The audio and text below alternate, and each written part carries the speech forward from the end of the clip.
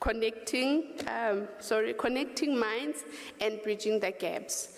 And through the 3 days that we have started the conference, I can testify, well, all of us can testify that our creative minds have connected. I'm going to rephrase some of the important notes I've taken from some of our previous speakers. When Mr. Mthembu from the Department of Basic Education came here, he identified the gap that is happening in the economy of South Africa, that there is a challenge. The Department of Education has a challenge between quality of education and access of education. Now, he came to us, academics and researchers, and he pleaded with us that let's collaborate. When he was saying that, that's when he was talking about connecting minds, that we have this issue. Even the quality of teachers, some they question that no, the quality of teachers is not good, and others they say no, the high schools don't produce good matriculants. But what Mr. Mthembu was saying, that we need to connect our minds. We can't keep pointing fingers and say, department is doing this. What are you doing as a fellow researcher? With your beautiful mind, with your innovative mind. And then we come back to our vice principal, Professor Bulding, the vice chancellor. Thank you.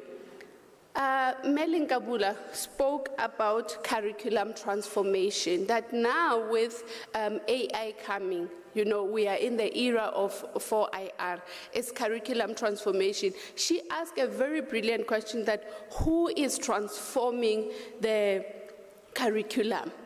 And I can say on Monday, I was presenting a paper I wrote with Dr. Chan. It's about adopting AI, big data in higher education institutions. And our results were speaking directly to what the Vice Chancellor was saying. We found that, so in the study, we studied that how many of sub-Saharan authors wrote about the adoption of AI. And you know, the results are very disheartening, because more than 60% of what is written about adoption of AI is from China and India, meaning that more people are writing our stories. We are not, as Africans, we are not writing our stories. And this conference couldn't have come at a better time, where we challenge one another. Look at yourself in the mirror and say, what am I doing as an individual of the African continent? What contribution am I bringing? This is where we are connecting the mind. We see that there is the gap in the society. Now we are bridging the gap. Earlier, when I was speaking to Ms. Ngobeni, the sign interpreter, she was telling me that, so I was asking her what propelled her to learn sign language. She was telling me that she comes from a community where they call them coders. Coders is a child of a deaf adult. So meaning if you are born from your parent, it's death. She was telling me that what she noticed in the community was that a lot of these kids, they don't have learning opportunities because there are not a vast of schools for deaf kids. And for me, it was like, I love what she did, because she saw a gap in her community. Because she can speak. She didn't have to go extra mile to learn this. And she wanted to be a police officer. But when she saw that she can't be a police officer, she ended up doing something else. Now we can take Ms. Ngobeni's story and let her story inspire us. When you want to do something and you can't do it, look at another gap in the society. We know South Africa, that there's high inequality, poverty, and so forth. Look at your community. What is it that you can change in your community? Even if it's not your community, if you are, I know Prof. Machano is a fan of this. Prof. Machano, from what I've been following her, she doesn't know. She mentors me without her knowledge. What she does with her experience is like relay. She looks back at who are coming young academics like myself, and she is like giving us the baton. And she even challenged us, without saying that, but she even challenged us to say, now take this and pass it to the next generation. There are a lot of great minds in this room. I challenge you, when you get into your community, go to the local radio station. There's a kid out there who doesn't know how to apply for university. You work at a higher institution. See what is it that you can help, even if it's just one person. See how you can help them. And I assure you, even the way you carry yourself is inspiring someone, just like I'm inspired by Prof without her knowledge. Now, ladies and gentlemen, without wasting any more time, I welcome you again. My name is Makhanse Mereki. Mother name means Mother of Light. Surname means the one who is working very hard. And I hope by the end of today, we will take someone's number that you've never met. During lunch break, stop sitting with a colleague, you know them, sit with a colleague from outside your institution or department. We have so many flags here, people coming from different countries. Sit with someone from Tanzania or someone from Kenya, and then exchange numbers. Let's collaborate. As I said, the results are showing that, from the study that I did with Dr. Jan, they are showing that we don't have a lot of African literatures writing about African things. People are telling our own story. So let us tell our own story. Now I am going to welcome Professor Makhano, who is the Executive Director of Tuition, Facilitation and Learning. And those who don't know Professor Makhano, she is a very hardworking woman. Prof, when she wants things done, just know she will tell you that this needs to be done like this. And I thank her for agreeing to be in that position, because as I said, that we are looking up, Prof. We are looking up and we are grateful. And with what is happening in the country now with employment equity, thank you for the diversification we saw in the program. There was equality between men and women, between races. No race was not represented. Thank you for that. Can we please clap our hands for Professor Makhano?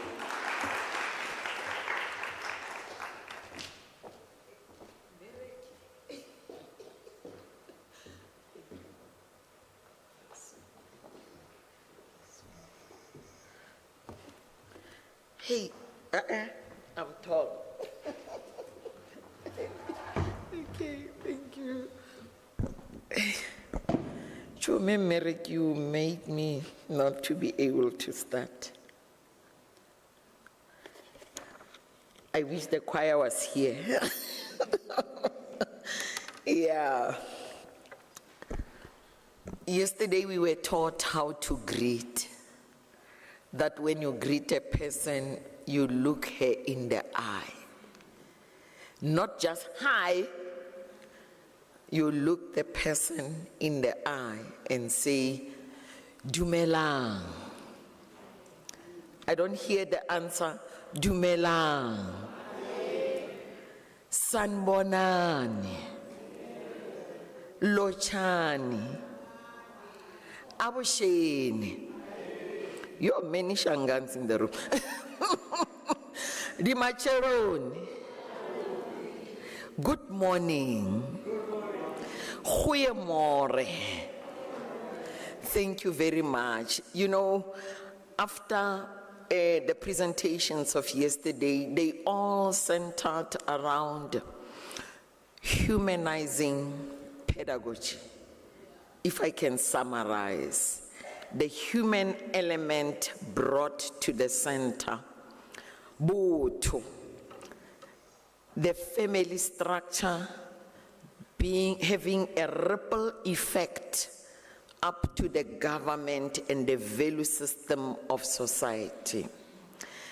And you look at the transformation elements that were mentioned.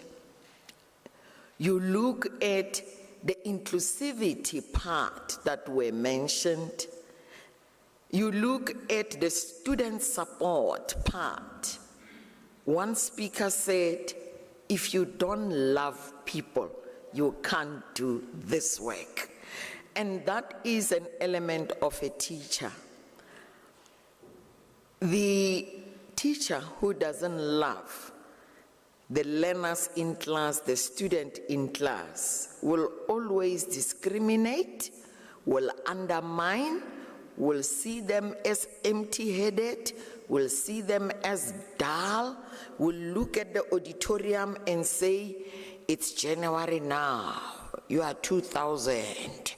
By June, this class will be empty. Then you must know there's hatred. There's hatred because the academic herself has barriers. But now he is projecting his or her barriers to the class to say, by June, this class, only 10% will remain. You have a barrier yourself. That is why you can't assist, you can't support, you can't influence so that your class can pass. Throughout my life, I taught subjects that were not liked by students. I taught geography. When it comes to map work, the class would cry. Because now you have to calculate 1:50,000. You must convert all those scales up to the millimeters. You must be able to convert to kilometers or meters. When we were doing map work, you must interpret the aerial photograph to say this is a school, this is a sports field. Then you must be able to measure also. But through it all, I managed to get the least percentage would be 96, 97 pass percentage, grade 12. Furthermore, I taught Afrikaans. I have a product in this hall of Afrikaans. This is my student when I started teaching in 1984. I taught Afrikaans. You get into a community where learners were not speaking the language, but you must read prescribed books with them and they must pass. Those years they were doing summaries and come and do oral work in class in Afrikaans, not multilingualism. I don't remember a year when I got less than 100%. No, they would pass. I taught biology also. I was teaching you biology and Afrikaans grade 8. No, not grade 8, standard 8, grade 10 years. I don't remember my class failing biology. So, and the diagrams and what. Why, as a teacher, do you have marvel when you have dropout rates and failure rates and say, my subject is difficult? Something is wrong with you. Make it simple. Make learning simple. Play with it. I like what Adolf is doing with gamification. Learning must be playful. Take the mind of a grade R teacher. They play in class. Everything is playful. And simplify phenomena. That is all about teaching. Otherwise, students can learn on their own. But I'm there to simplify, to facilitate, to make it playful and enjoyable. And my class knew that Afrikaans has only 3 tenses because they said it's difficult. I said it's simpler than English. Ons eet, ons het geëet, ons sal eet. But in English you have past participle, perfect what. We don't have those things. It's how you simplify and dismantle all those things that are here. I went to UJ. I applied for a job. I thought I was going to lecture in English. In the interview, I don't know, I was led by the Holy Spirit or what. They said, what is it that will make you not to work in this institution? the Holy Spirit said, Batat. Dames en heren, hierdie universiteit is 'n tweetalige universiteit. As 'n onderwyser is, ek het Afrikaans gegee by die skool. Ek het Afrikaans geleer by Unisa. Op die oomblik, ek merk al die werkopdragte en albei Engels en Afrikaans. The panel was silenced. I got the post. I was contesting with an Afrikaner who was speaking English, who was acting in the position. She didn't get the post. I got the post. They challenged me further. They said, now your classes are as follows. Research methodology in both English and Afrikaans. For the English class, no problem. My PhD is in English. Now I must write the study guide in Afrikaans. I must go to class and teach in Afrikaans and English, and there mustn't be a difference. I must teach methodology of teaching and learning in both English and Afrikaans. First day in my class, I found a class full of whites. They were never taught by a black person, these kids, because it's purely Afrikaans. My colleagues are there. I went to class earlier than them, prepared my slides. The issue of coming early, you own the space. If you come late, they've already taken the power. You own the space. They come in, all white student. Merach, I respond, Merach. They sit down. They're holding on to their bags. The other one came, afternoon. I say, afternoon. Then they ask me, is that a methodology class? I say, yeah. The other one came. Those kids were frustrated. They sat down 3:30. Our classes of methodology were starting 3:30. I pressed the first slide. Middag, dames en heren, ek is Dr. Magano. Ek is hier om die onderrig methodologie te gee. Yo, they were like, yeah. They started writing notes. I think I was somewhere on the 5th slide or so. They started taking notes. They'll say, yeah, show me, this is serious now. At the end of the period, now the period is 2 hours, 3:30 to 5:30. You can't mix. Why? It's a test. Can you really do it? But because of the love of the profession and the love of seeing your class passing, it was possible. Now, why am I saying these stories? Humanity, boto.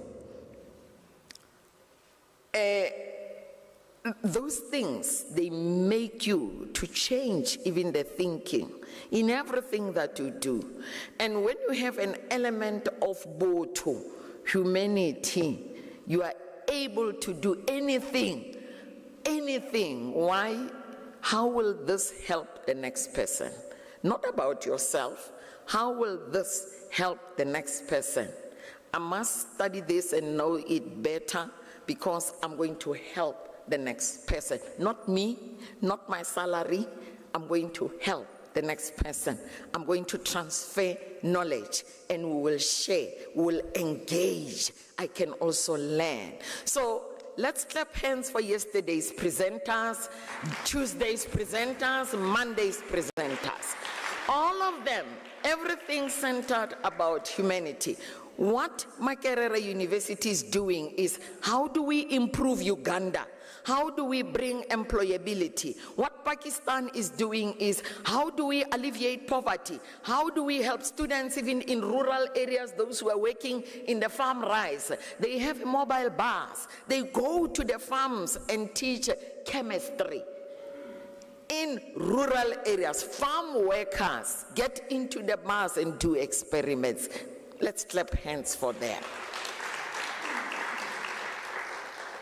Dr. Maketa, with the students, who are experiencing turmoil, coming to school being hungry, dirty, no bathing, but they are there.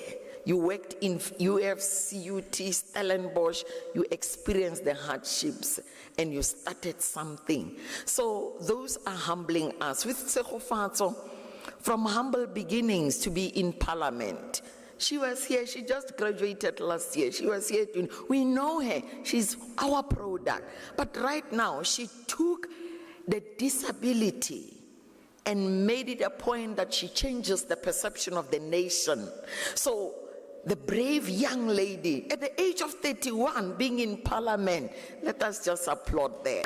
So this conference really said to us, we are not here just to do one other conference, but we are going to ask people to help us with a policy brief, to help us with changing perceptions. What we want to shake is the mathematics issue in school. Prof. Makwe, the mathematics in school. We must shake that. It cannot be any other university, but it will be Unisa, because we are global. No more maths literacy. No more.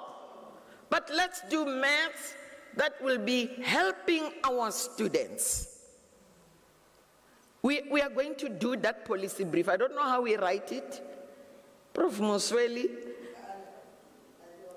you will lead us. You will lead us. It can't be an ordinary conference. Then we meet again. We have friends from Uganda. I collected many business cards. No, I'm trying to influence all of us, colleagues. That out of this conference, these are the outputs and what will change the nation of South Africa, what will change our schools, what will change the political minds of 100%. 100% of what? You can have 100% of what? The next thing they are nyaupes, no future. I've preached, amen for that. Today's program is as follows. We are glad to welcome again all the speakers.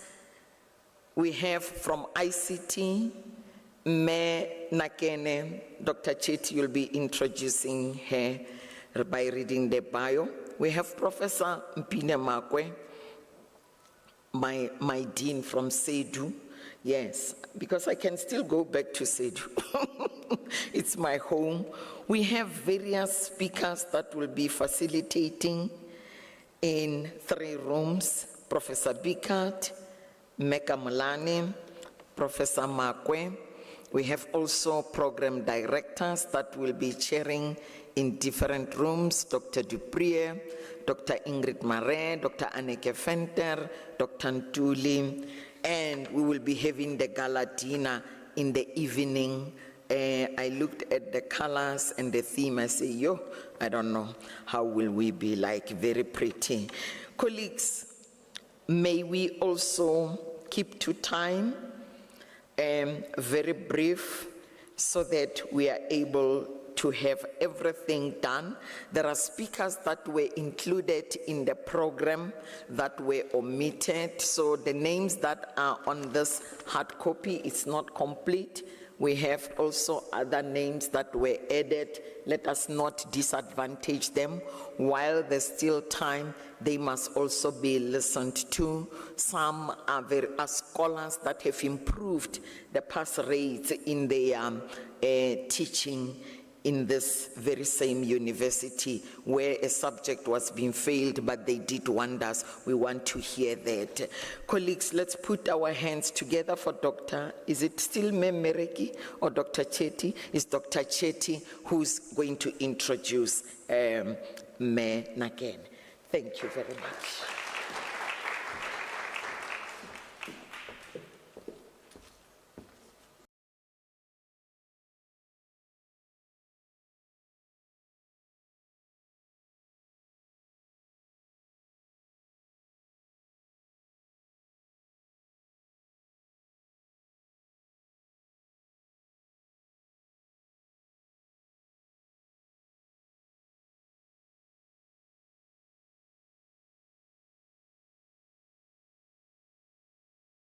introduce our VP of ICT and the critical work that she has been doing in terms of creating, and I think Prof. Makano likes to use this word, enabling teaching and learning. And I think that's exactly what we are here. So also a warm welcome to all those that are joining us online. I know we have quite a few that are joining us online this morning as well. So we welcome you this time. So let me introduce our VP of ICT. She needs no introduction for those that are from Unisa, but for those that are outside of Unisa, our VP of ICT, Madikizela, drives the digital strategy at Unisa through the ICT digitalization strategy. She delivers technology lifecycle management that enhances student success rates for us in the teaching and learning space. But she also promotes the research outputs and enables the curriculum at Unisa. Madikizela has stabilized the Unisa information systems and erased the recurrent system failure culture. She has successfully and consistently enabled student registration processes together with our academic calendar period, and previously fraught with systems failures since the Unisa and TSA merger in 2004. You can read the rest of the bio, but from my side, I'd just like to say one important part is that as a testimony to our VP of ICT, from the time that she's been here, she has been driving innovation in teaching and learning. She has created enabling environments for us, and a lot of the work that we see in terms of pushing the boundaries in teaching and learning has been done through the enablement that she has given us. So please put your hands together as we welcome the VP of ICT. Thank you.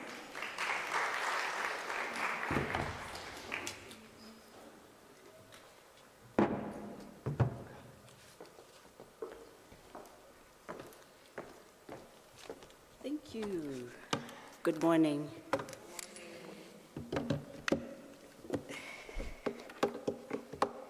Just need to get set up so we can start. Thank you.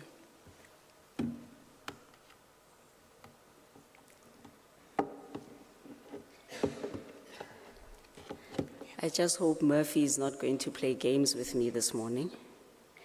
You know, when you have tested everything that it works, and then Murphy decides to show up. If only we could have an AI for Murphy. Okay.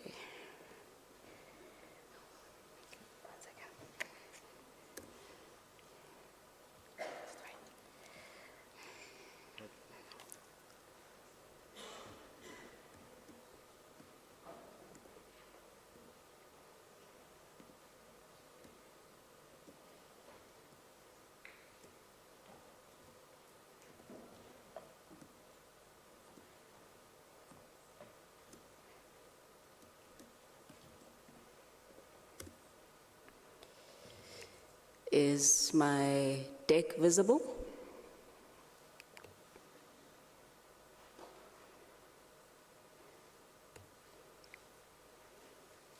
Can you see it? Okay. Should I go back to the first slide?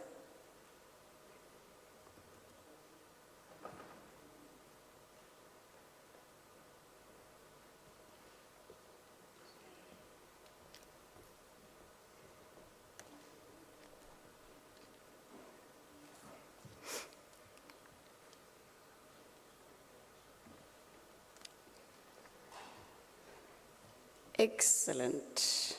Thank you so much for the opportunity, program directors and all my colleagues here present and our guests for this conference. I am so honored for this opportunity to come and share my thoughts with you.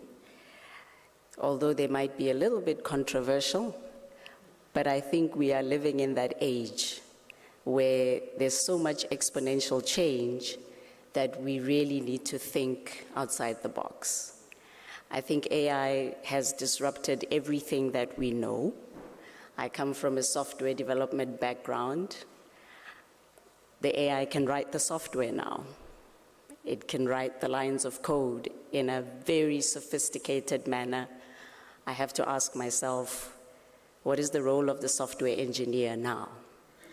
And where's the critical thinking in what we do?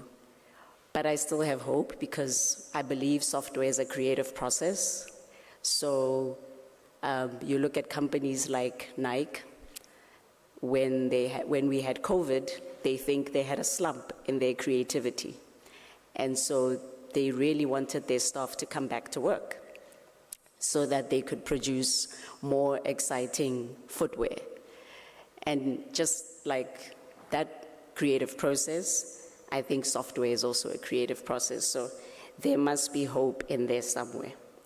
I want to share with you my thoughts about connecting minds and bridging gaps and what I think AI is bringing us to and what I think should be our response. And we've already started with that in the university through the AI policy and guidelines that we've collaborated so well on.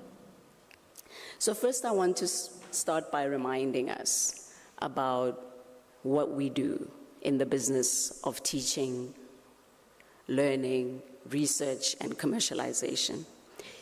So our value proposition is around what we offer to students, and we have to be very mindful of our customer segmentation in terms of the students, the channels that we work through, our cost structure, our revenue streams, and be very mindful of where we are in the country and how all of these various dynamics are affecting us from a financial sustainability perspective. So the number of students that we have that are funded by NSFAS, the profile of our students, which is getting younger and younger. Now we're attracting 18 to 25-year-olds who demand the use of technology.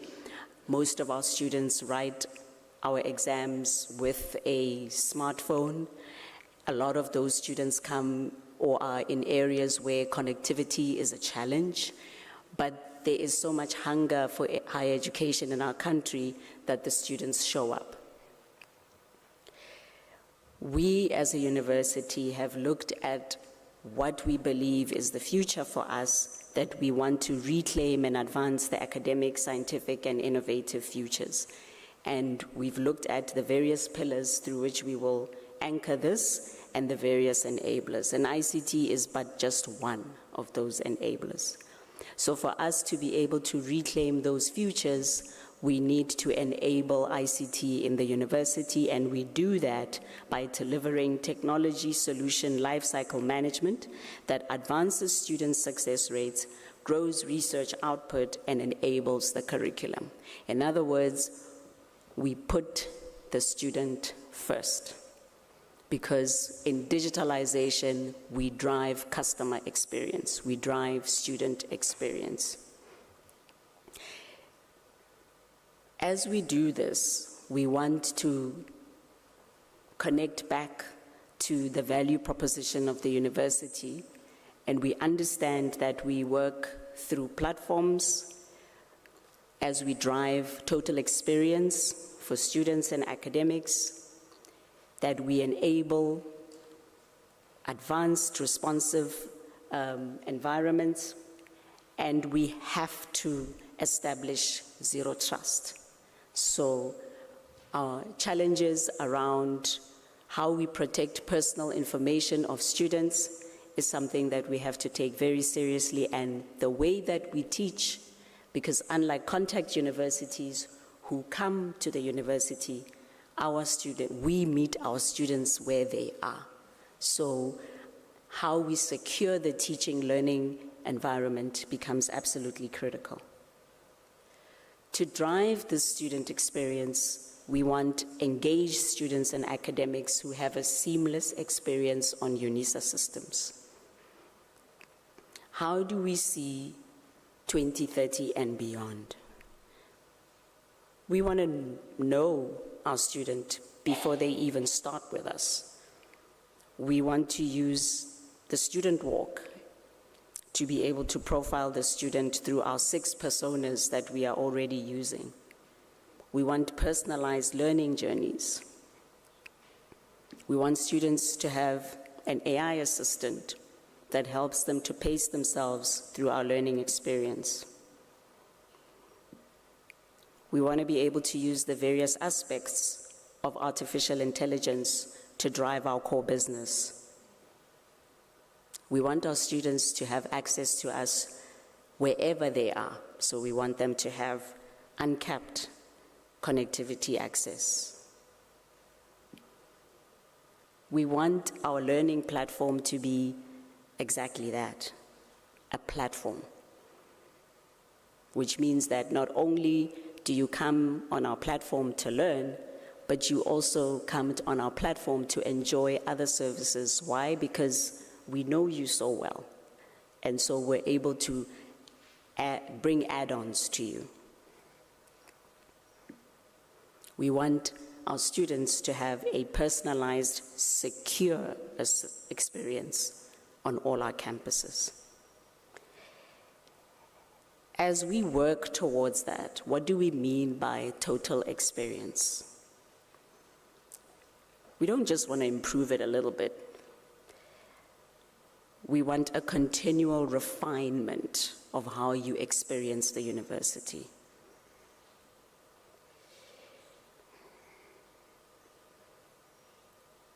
Which means that we're looking at the student experience, the employee experience, the user experience, and all the different channels that we have that drive a multi-experience.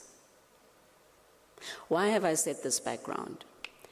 Because when we embrace AI into our environment, it's got to be aligned with our strategy, what we do as a business, and what we think AI is going to help us with.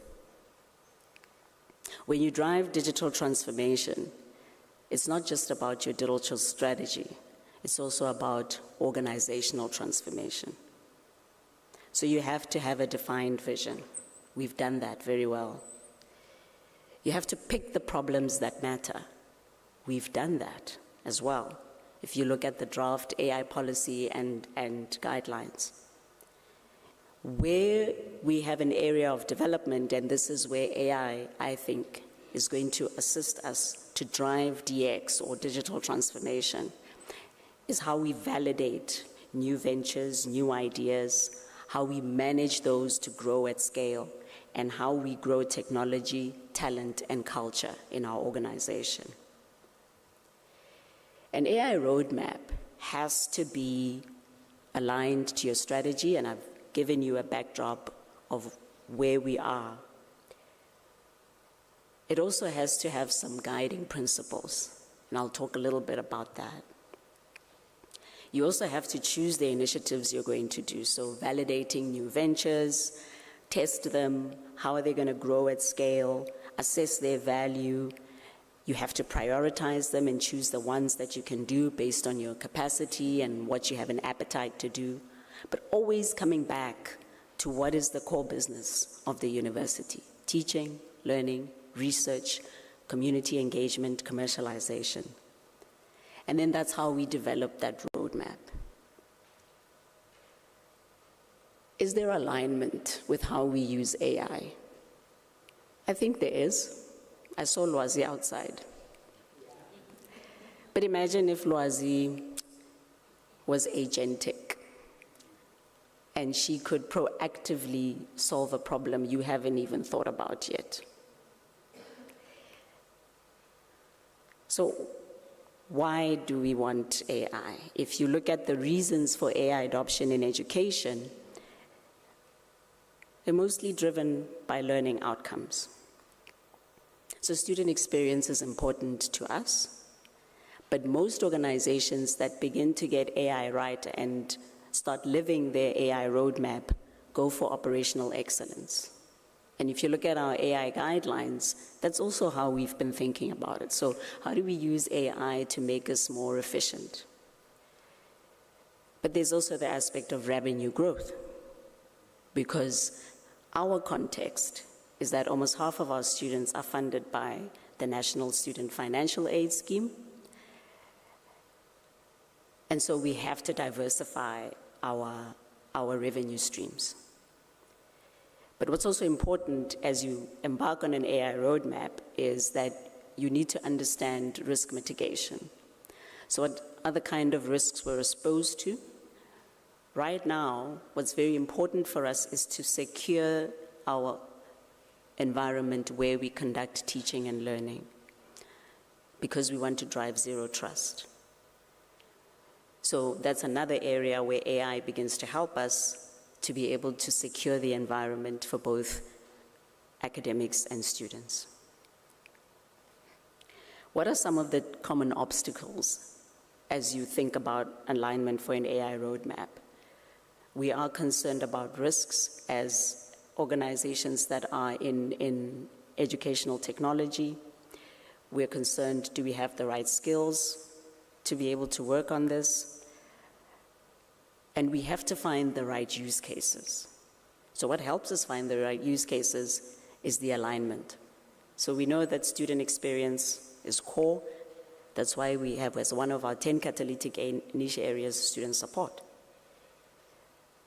We know we can drive operational excellence, but we also know that it's important to diversify our revenue streams and to mitigate risk. And one of our biggest risks is information security. So we have to drive zero trust in how we protect the environment.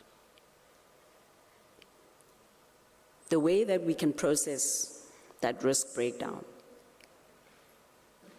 if you look at it, privacy and security, but we also have risks of the technology itself, accountability, and I think we've worked on addressing that in our AI policy and guidelines to some extent, limiting bias.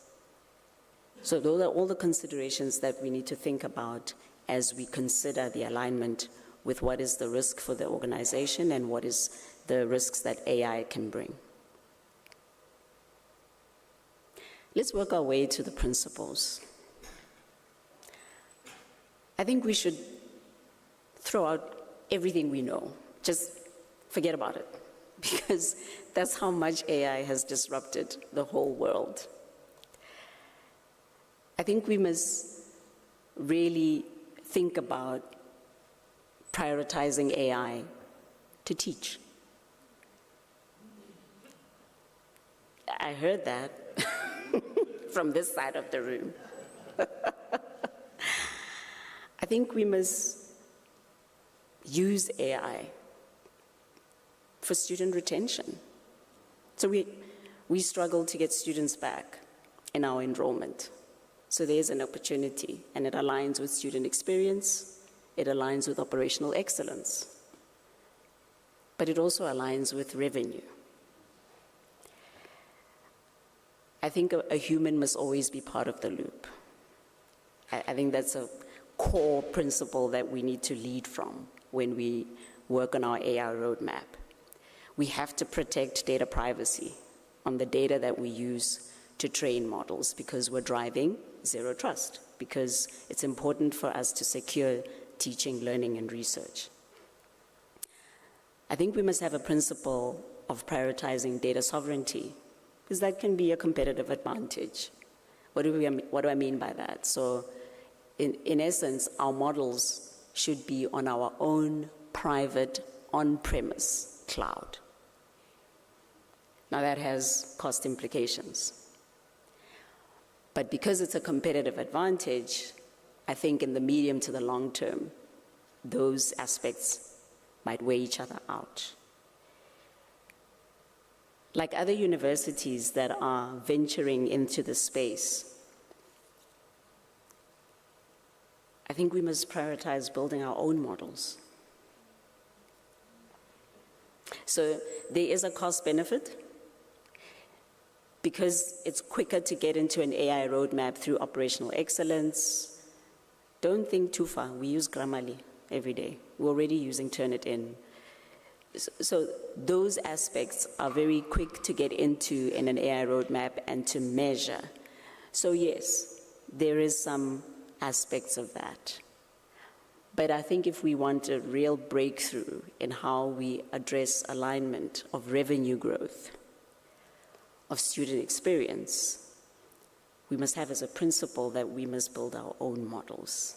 And there is the aspect of capacity that we must address. I think we must adopt gamification to incentivize the use of AI. So why don't we see getting through all my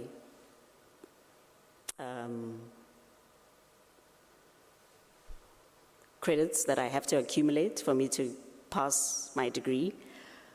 So why don't we see that as a game? Because think about it. You know that game on your phone that you like to play when you have a moment to yourself? No one has to ask you to do it. And what do you like the most? The points, the levels, the extra credits? All these fun little things that are about you getting better and better and better and better at the game. It was a very strong topic at the Muckleuck Global Conference last year to say, why don't we start seeing education through that gamification lens? Then it's about me owning my progress towards it, not for me because I have to comply to a degree. Then my learning is continuous.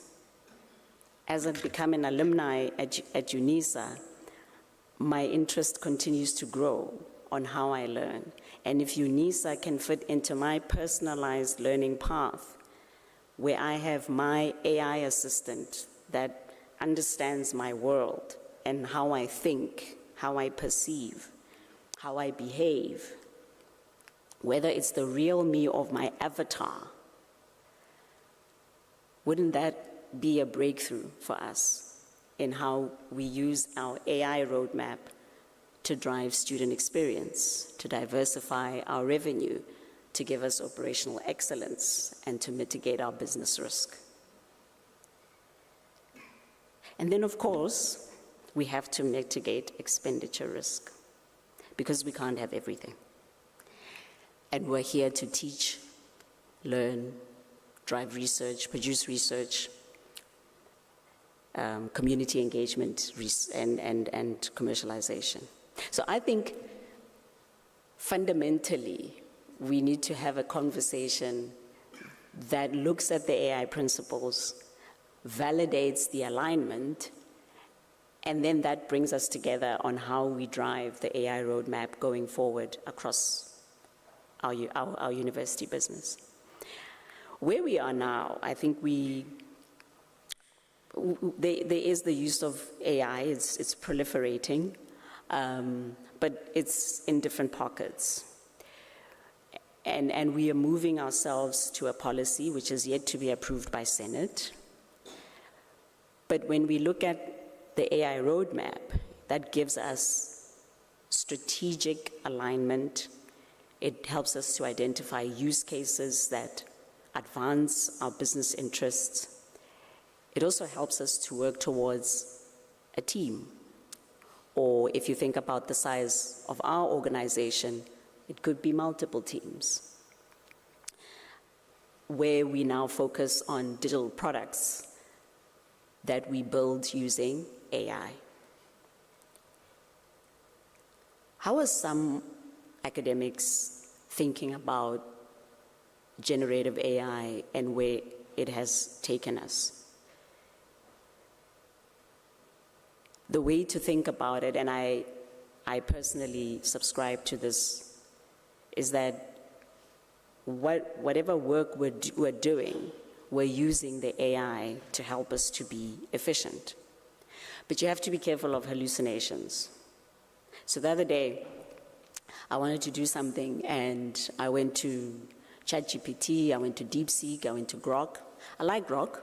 It has this social stance, in my view. It helps you understand cultural context of what you're asking it to do, which I think is very interesting in how, when I compare it to using DeepSeek and ChatGPT. So I asked them the same question, and I'm, as usual, marveling at the sophistication and the nuanced answers. And as I ask for more help, they keep going, but the hallucinations are real. So you have to take it with that, because then they start making recommendations that you yourself, because you apply critical thinking, you can see that, okay, not this one, DeepSeek, not this one, ChatGPT, no, Grok, not this one. So we have to be careful of the hallucinations. I don't personally see any other way. AI is here to stay. So I do think that using it in how we do our work and not taking a penalty approach to it is the way that we move forward to drive student experience. We already have Turnitin. Last year, Turnitin announced that they've done 200 million, or they've looked through 200 million submissions that they've received. And I think that was between 2023 and 2024 when they'd introduced their AI engine. Only 10% of those they picked up had AI. And in that 10%, 80% were completely AI written. So there was no human intervention. So I think that needs to make us think. If we want to use AI to teach, and we want to use gamification to incentivize the use of AI, plagiarism detection is important in an academic context in terms of academic integrity. But if you're only going to catch 10% of it, shouldn't we be thinking outside the box? UD, if you look at middle of the screen at the bottom there, it's undetectable. So you can subscribe to it. If you pay $5 a month, it'll help you write your text, whatever you want to write, so that it's undetectable that you used AI. $5 a month.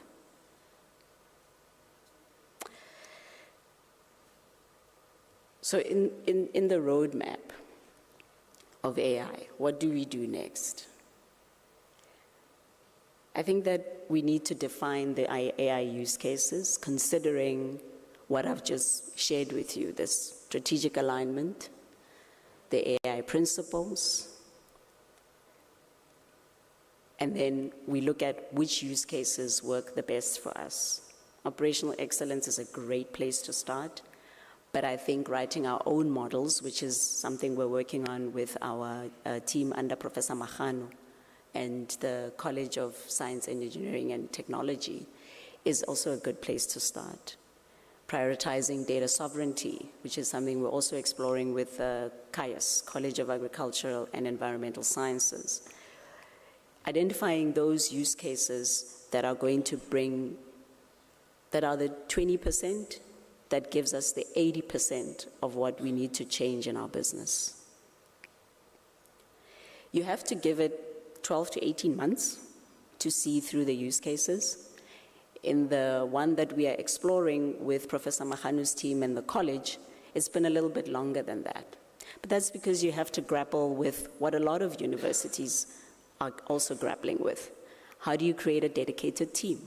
How do you find the skills? Because in the market, that's also a new area of writing these APIs, and they get better offers and they're attracted with other markets much easier.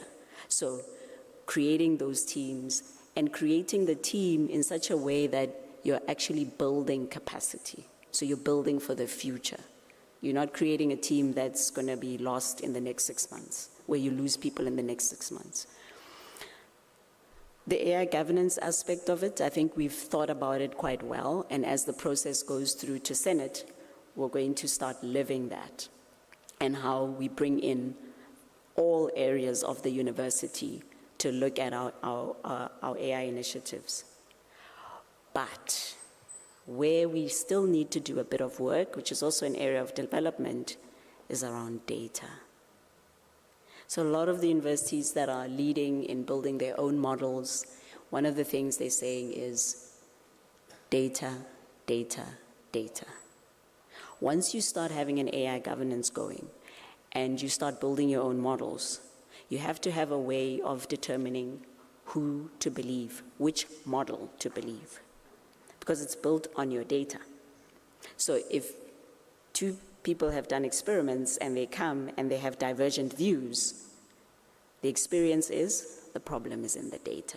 So this is an area of development. We have to have a data strategy, we have to have a data governance model, and we have to have solid alignment across the university on how we're managing data. So that's an area of development, and we're not alone in this. Once we've worked on that, as we work on this in parallel, we can then begin our execution, which it has already started. Some of these use cases that I'm going to just flash for you, we're already experimenting with, like how do you use AI for marking assignments, as an example. How do you use AI for queries is something that we've been talking about for quite some time. So there are various use cases that different universities are exploring. And there's other areas that you can achieve operational excellence as well. I'm not going to go through them, but I really just want to leave you with this. We need an AI roadmap. I think we've started working our way towards that. There are areas of development that we need to continue to work on. And if we're going to use AI as part of our Unisa 2030 strategy, we have to let go of everything we know. Redefining the rules. And with that, I thank you for the opportunity.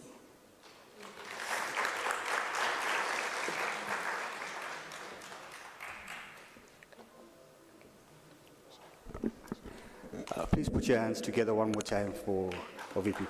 I think you delivered well in being provocative, if that's a better word. I think everybody expected you to come and say, Unisa, let's embrace AI. And you came and brought us a much more cautious approach to that. And so thank you so much for that. Before you go, can I please ask you, I know a photographer is somewhere here. If we can please come to this side, and Prof. Makano will give you a thanks. Oh, wow. Thank you so much.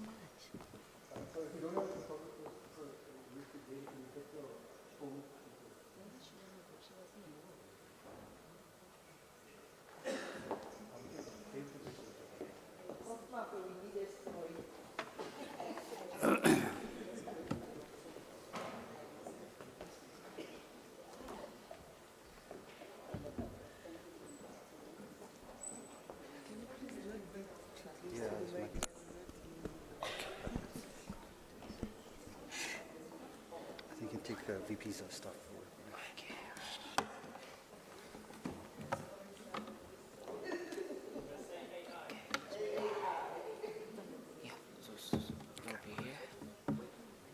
This is VP stuff.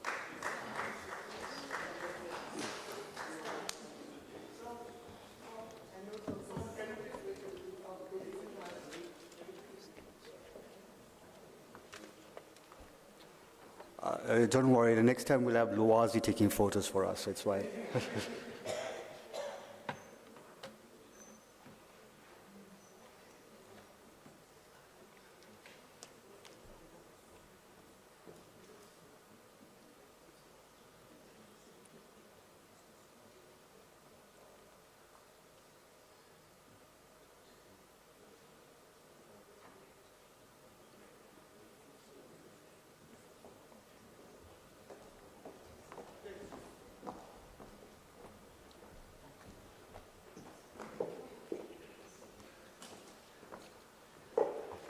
Thank you, ladies and gentlemen. We will now move on to our next speaker. And throughout this few days, we've been hearing about education right from the first part of it and the empowerment of teachers and the critical role that no pressure on you, Professor Muckleuck, but it is clearly made a statement by the DDG that Unisa caters for 60% of the teachers in this country.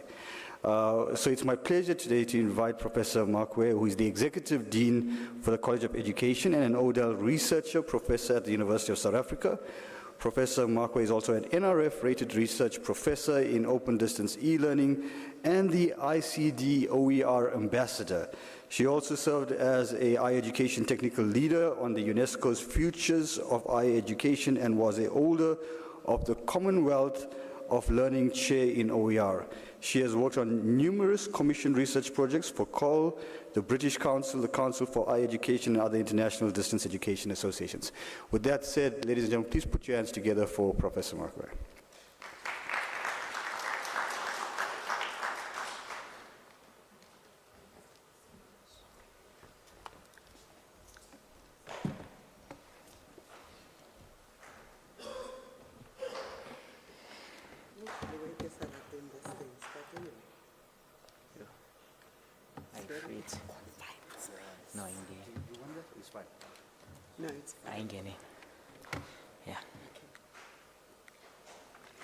Good morning, colleagues. Good morning.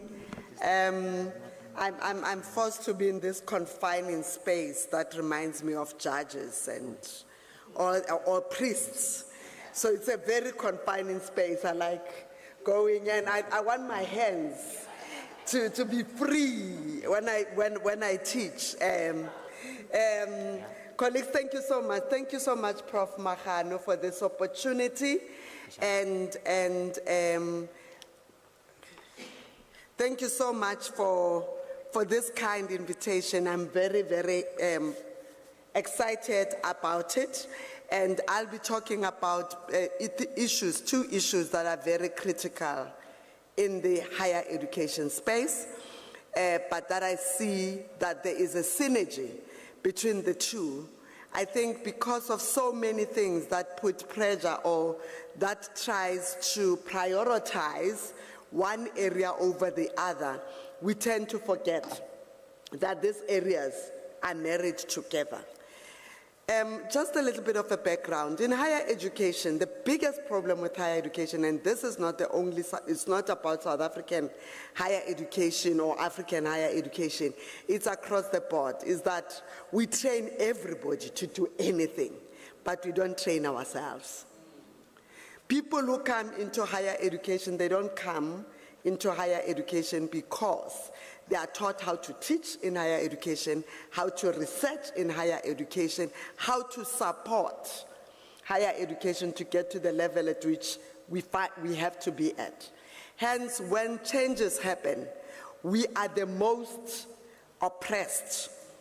And we run around going to every industry to find out how we can do things better. We cannot even sit and reflect on ourselves and saying, are we still on the same journey as we were meant to be?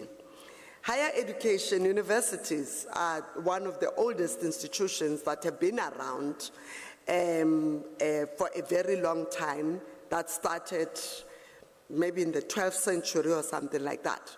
They have been like that, but they have been like that. If you go to if you look at a class that was there in the 14th or 16th century, and you come to a class that is here now, it's exactly the same.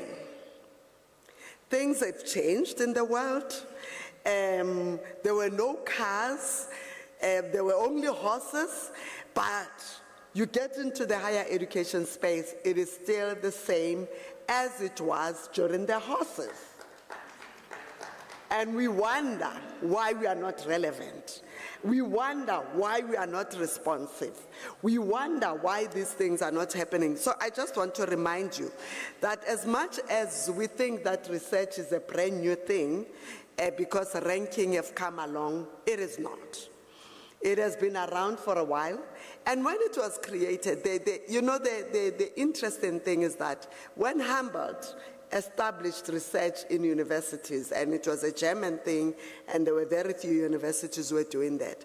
He just wanted to get into the teaching space and learn how we can improve. And remember, also it was during the industrialization.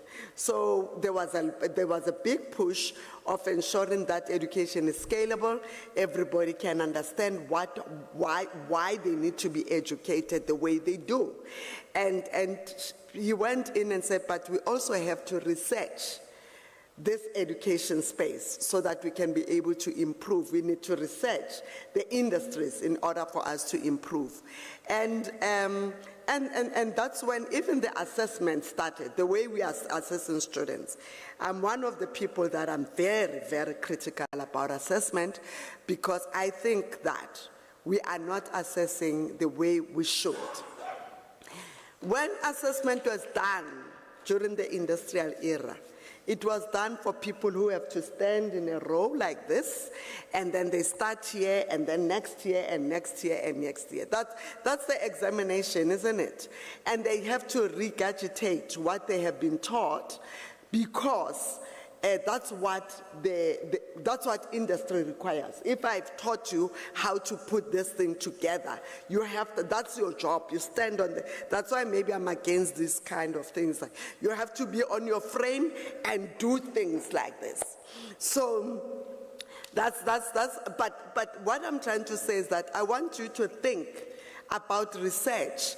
In the teaching space, we are academics, we are teachers, and as and the problem with academics, they think that they are not teachers. And if the minute you think that you are not teaching, then that's when you have an issue. Because then your identity is very problematic. You will not be able to do what you need to do if you don't understand your identity. We are not scientists, we are academics. Science is one other area, but we are not scientists. We are academics, we are not in the labs, we teach people. So that's the big difference that we need also to recognize. In the 20th century, universities and it was during lots of wars, the American universities started the research universities, but their purpose was to establish and promote the American hegemony, where it started with your films, Hollywood. Can you imagine that's where research started? Looking at how we can make sure that people get entertained, and in the process we are pushing our own hegemony. And we don't link that up in education space. We don't talk about that. Then, there are times, that's where we are going. We need to establish indigenous research with African development needs. Unless we do that, we'll continue and run after other people's research spaces and we'll never grow. We will never grow. In the College of Education, we have this slogan: we teach to research and we research to teach for the enhancement of our community. And we bring all of them together. We cannot, the reason that we are not responsive is because we don't know what is happening in the communities. We don't go to communities. We close our doors and wear white coats. And that's what, the biggest problem is that we think that we are scientists. We are not. Let me just remind you, we are teachers, academics. Teachers are not only the classroom one. I'm talking about the scholarship of teaching and learning because we need to create a culture in our space where every teacher believes that we need to improve. Until we understand that you have not landed, you have not arrived, it's work in progress. Menake, he was talking about AI. You know, if you don't improve, you'll never be able to get there. Whether you like it or not, it's here. Students are using it. In another research that I'm doing on the futures of universities, and I said, you know, we talk to each other. Can I just get students? Students were talking about AI. If you can see the things that they had developed in terms of what they want to see happening in the university, it's something completely different. Things that we don't think about. A robot that will start from there to there, and not only a robot. When I step into Unisa, Unisa must take all my credentials, and it gets into the system. And I don't have to go to library with a card. I don't have to go anywhere with a card, because that's the university that they were envisioning. So if our students can envision that, and we keep on saying, well, we are pushing back, we are not going to go anywhere. That's why improvement is not really about you are not good, you have not arrived. Improvement, it's what you want to make things better. And there's no limit on what you can achieve. We can change all the time. And COVID has taught us that we need to change. Let me stick to my program now. I talk a lot, so I need to stick to this. The scholarship of teaching and learning is very, very critical in higher education, colleagues. And it started recently. This is something that is very interesting, that people who teach, people who have been at university, people who teach knowledge about everything, they haven't reflected on themselves. Hence, that's why education is in a crisis, because we refuse to change. We refuse to reflect on what we are doing. We refuse to do what the society expects us to do. If you step out and we talk about teaching, and yes, I know in the past few days they were talking about teaching, and you go into the classroom, that classroom, it's a very different type of a classroom altogether. You have kids who grew up with cell phones, who have no clue about this human interaction that we're talking about. But if you give them little gadgets, they will play with that and get things done. You have kids who are into gamification. That's the students that we need to teach now. And unless we understand how gamification works and plays around, and then we keep on pushing paper and pen on them, that was pushed in the 14th century, we are not going to go anywhere as a country, as a nation. Now, so when this scholarship of teaching and learning started, Boyer started saying that university needs to build pedagogical research agenda.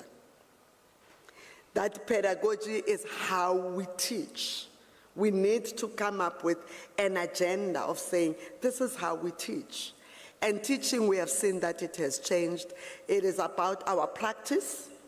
It's about the action research, continuous improvement of the work that we are doing. I cannot teach the way I was taught. I cannot teach the way my teacher was taught. I have to teach differently. I still remember my teachers who made an impact in my schooling years. My standard 2 teacher, and then you can tell how old I am. The minute I call up, I talk about standard 2 teacher. Know her very well, my sub 8 teacher.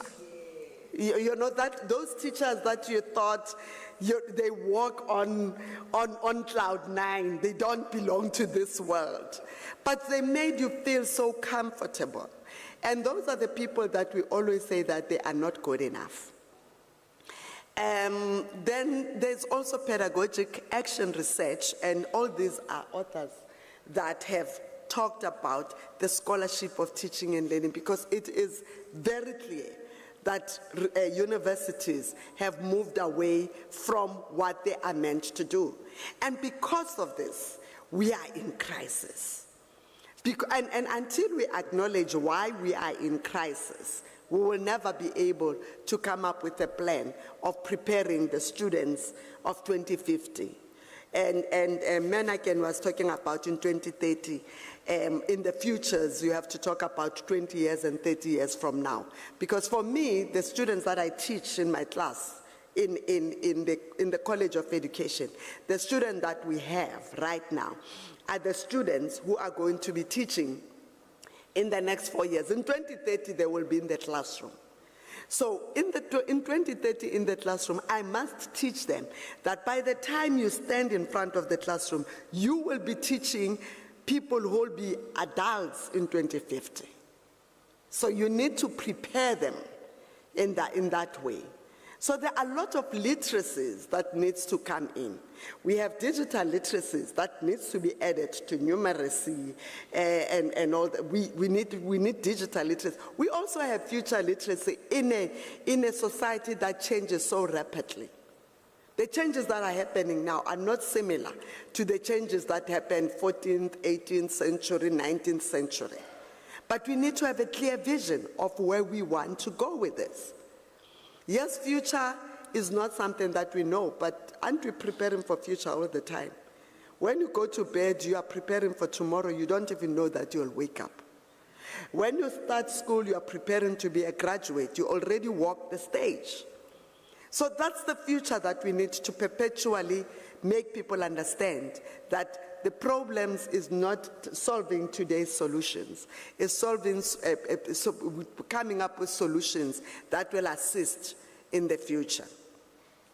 Because that's where our biggest problem is. We tend to think that because Prof. Magano, maths is a problem now, we can zoom in. Yes, we can zoom in, but we need to go deeper into why maths is a problem.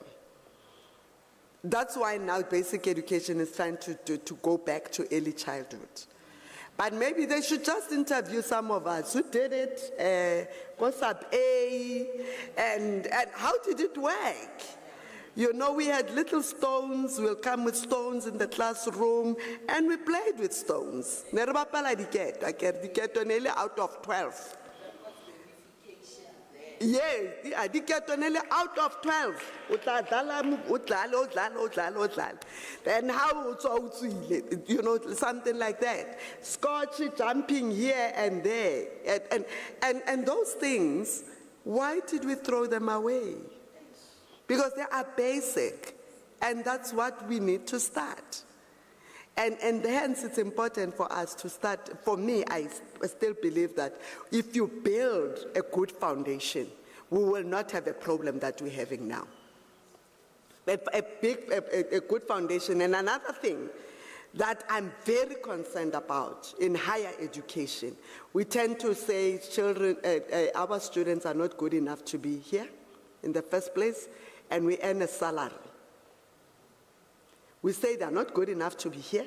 We say others should not even be doing mathematics. And that troubles me so much because it reminds me of apartheid. We find ourselves here because we're told that we can't do mathematics. And we did it, we succeeded. I studied overseas and I walked into a classroom and I did mathematics. I even did oceanography. I'm now regretting that I didn't follow through with it. It was too cold, the water and all those things. And I want to talk.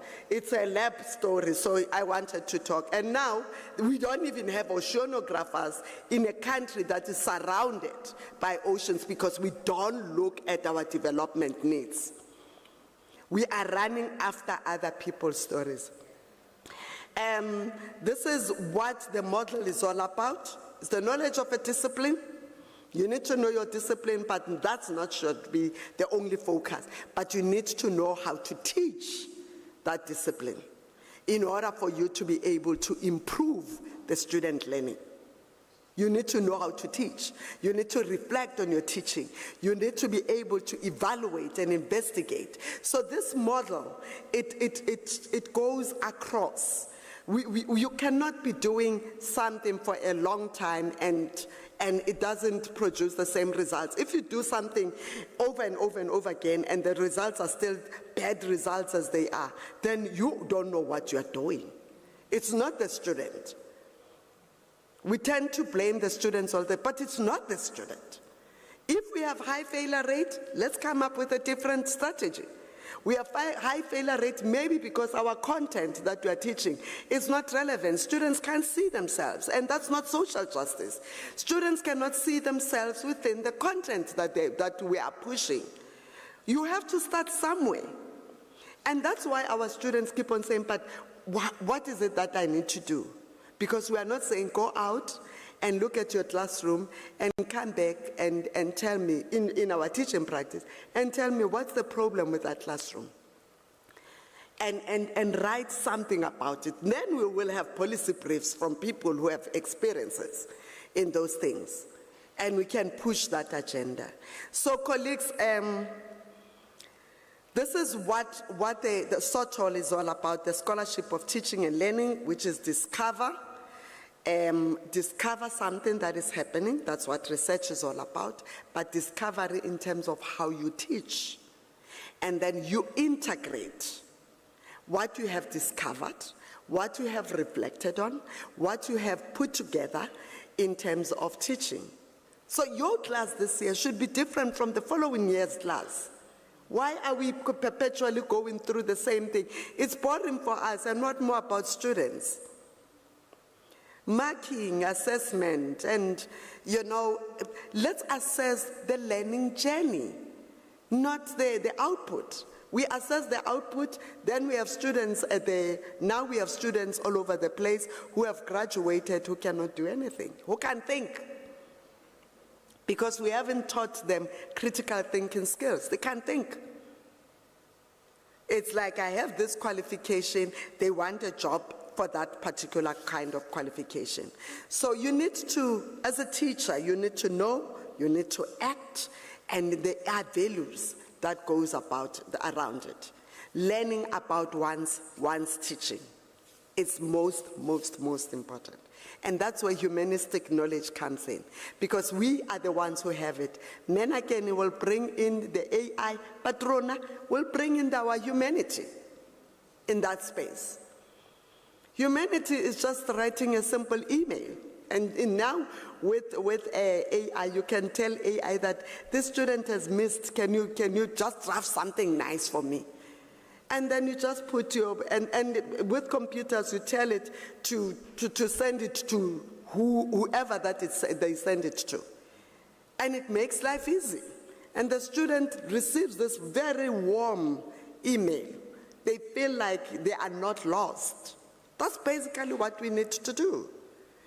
They feel like they are not lost. I realized that you didn't submit your assignment. What would the problem be? And on such and such a session, we'll have a session where we are going to talk about your problem so that we can assist you. That's all.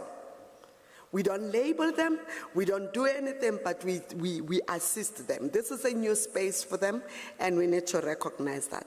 At the heart of teaching is what valued. At the heart of scholarship of teaching and learning, of research of teaching, is what is valued in teaching. That's where we need to start. Why are we valuing teaching? And now with the ranking and all these things, we have devalued the most critical part, especially in developing contexts like ours. We have devalued it completely. And what is worth defending? I will defend teacher education to the latter, because I believe that if we don't have good teachers, if we don't have good teachers, we won't be able to produce the students that we want. We will talk about students as much as we want, how bad they are. And again, the competition has caught up with us. We look at matric results, they're scary. But once you go deeper, because I was asked this year to look at matric results, I went to research and I looked and I said, but the problem here, it's not whether we are getting 90%. We have lost half of the students. And we lose half, and we lose them in grade 4 and grade 7. So we have illiterate society in South Africa. By the time they reach matric, it's just a trickle. And more importantly, we have lost our boys. Most importantly, we have lost our boys in the process.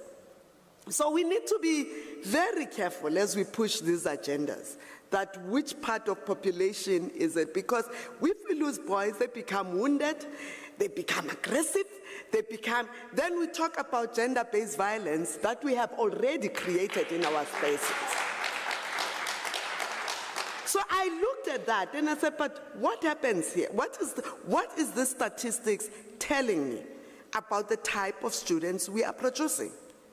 And then they go, our young girls, we are very happy that they're doing well, but in which society?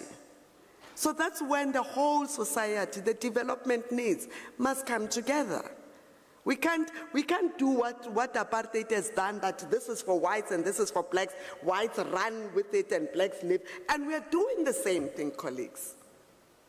And we also promote it in our own classrooms, that these ones, they come from the rural communities, they don't know what the laptop is all about, how does it look like? Teach them, that's our role. Yeah, I get we need to change, that's the bottom line. And that's why we have something called action research, a process where a teacher examines their own practice and continually and systematically change it to accommodate. If our problem is throughput, we need to start looking at where is the retention problem? Where do we need to do? What do we need to do to ensure that these students are retained? We have NSFAS students, that's my money and your money. We think that is the government, it's our money. That students fail after getting NSFAS. And we are party to it, we perpetuate that behavior. We do perpetuate it. It's my money and your money. And we complain all the time that we cannot do this, we can't do this. But we are not bringing them in. They come from those societies, communities that they don't have. And we don't want to start there. They shouldn't be here in the first place. Who said you should be here in the first place? All of us belong here, and we can be wherever we want to be, and we can be the best that we want to be. It's about, I like this one, the design-based, am I there? Yeah. Why action research? I'm not going to go back to that. This one, it's a new one, a design-based research, where you develop an artifact, and this is education research, it's not science research. This is education research, where you develop an artifact. I had a PhD student who we worked together on the design-based research. I didn't even know this research until we worked together, and I said, but I think what you need to do is just to start this design-based research methodology. It's a relatively new methodology that encourages us in the pedagogic space to do this. And we designed a mobile app to teach students vocabulary. To teach students vocabulary in other ways. In some instances, we even did things that were not supposed to be done, but just to develop this artifact. So it is a very interesting methodology that you can look at it in terms of where you wanna be. Not only the artifact, but you can also develop systems that could work, frameworks or guidelines that could work. I like this methodology a lot, but it's all about generating new ideas. It's all about coming up with something that is very different. This is about also contributing to theory.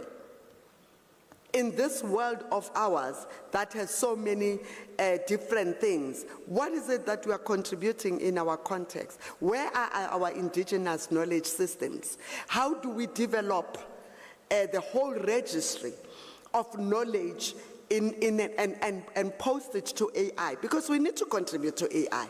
Otherwise, the American hegemony keeps on going the other direction. If we do not start contributing and developing our own AI that has indigenous knowledge system where students can see themselves.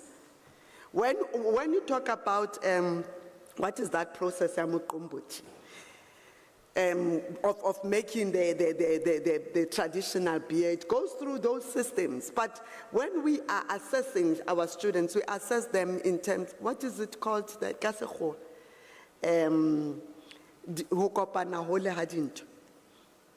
Oh, you don't know. Well, how you have to wait a little bit, fermentation process.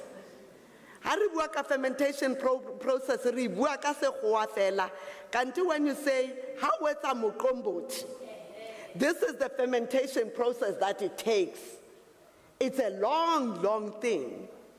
Now it's even in Google, but if you want to know how to make mqombothi, you can go through Google.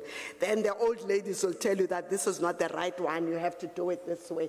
Then that's part of contribution towards that. Also, I have to do this for Prof.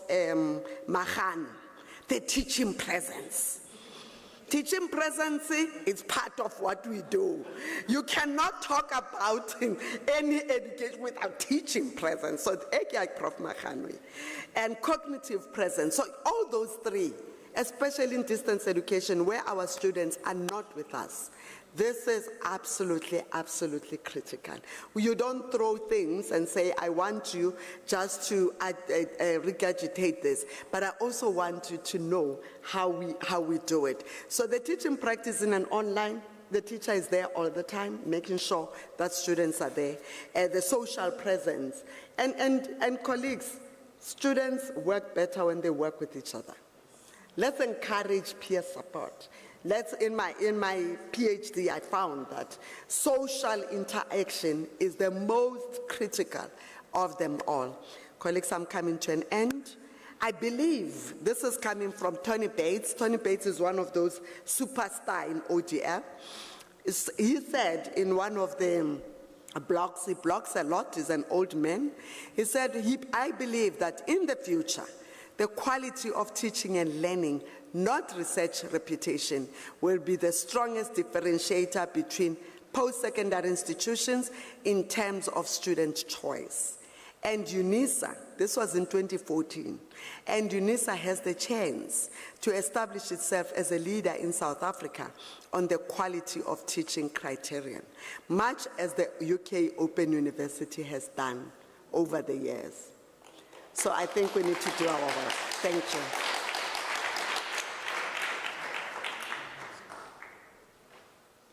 Thank you.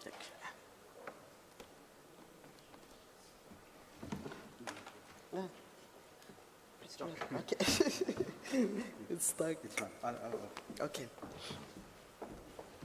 I think, thanks.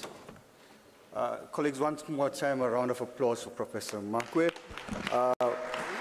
If we can get the camera and for photograph.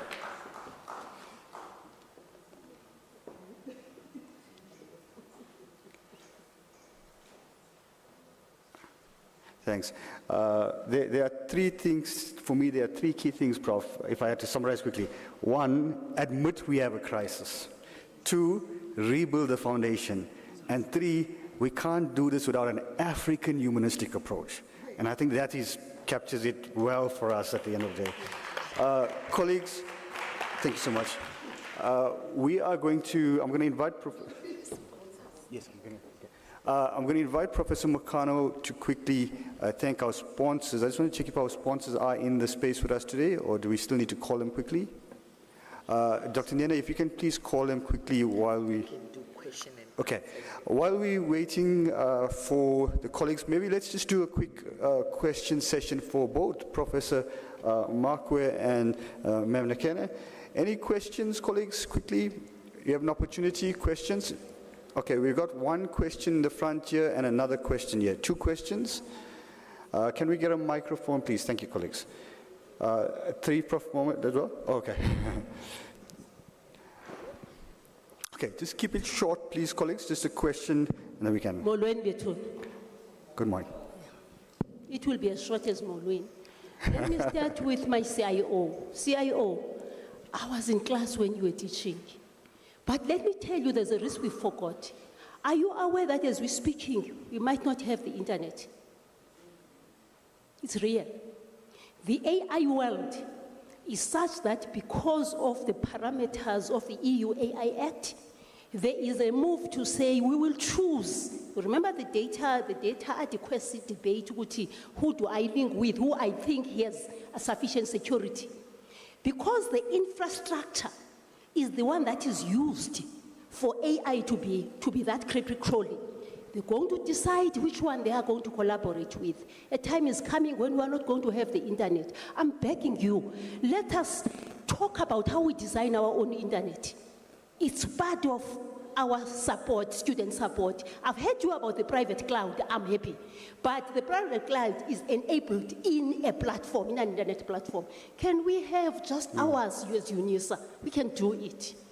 My dean, I heard you talking about the andragogy and how it informs how we do things. I like the SALT. But what I want to ask is that, let me be very, very polished. Allow me to say this, Patinku. Do you know that when we were designing OBE, when we wanted to do the foundation phase, because I was coming from a province in the Eastern Cape where OBE was already there, in form and shape and everything, we decided to call all foundation teachers, the JC teachers, and they were able to design what is good for foundation. I'm saying this to you, Dean, with all respect, that we must balance the formal that leads to masters and doctorates, and the non-formal, informal that forms a human being. As a maths teacher and a science teacher, whose products are known in the world, I used to be the custodian of all these people who were told they must do. There was a standard grade by then. I used to say, call them. That's why I survived the things of being a principal. I would say, call them. You know what I used to do? The first thing I would say, they say you must go to standard grade. You are an engineer. They say you must go to standard, you are a doctor. Two things. Take your notebook, cover it nicely, you write on it, I love mathematics. That was my medicine. And I used to tell them, this is a psychology. The moment you say, we know when you love something, you don't even see the wrongness in it. And because they love mathematics, they would stay with me till 5 p.m. and I moved to ABET. I teach the same mathematics. Why ABET? I used to combine them because I wanted to tell them that that grandmother who is cooking chips there, selling them, that's mathematics. I'll combine you and your mother and we come with a product. I have doctors of people who were nurses at All Saints. They went through an adult school, a night school. Now they are the people who are checking you, the people who are doing the research, and the people who are keeping this South Africa together. So I'm saying, can we balance all forms of education, all forms of the learning pathways? Because the moment we run for doctorates and masters, we're leaving the basis for learning. The community that forms a human being. The final thing I want to say, my father has a lot of sheep, but the people who are dealing with those sheep are not educated. But they are able to know that, hey, they are all here. They are not all here. What is that? That's mathematics. So viva pantsing, let's lead viva. We will write that policy brief. Thank you. Thank you. Please go ahead. Thank you. I have a comment to Professor Makwe. You spoke mostly about bridging the gap. You know, I'm from economics department camps. I can say not all is lost. In our department, I co-founded a project called Lisedilatsela when we are trying to bridge the gap. So what we do, we go to previously disadvantaged communities. We attract matriculants. We use our admin officers who come and tell the student, what is APS score? How is it calculated? Because we can take advantage that a student from Gauteng, they know this, but there are students who come from the rurals of the rurals that don't even know this thing. And ever since we started, we also bring in professionals. I remember this one time we were in Free State, we collaborate with Unisa Kronstadt. On the 23rd of May, we're going to be in Free State again.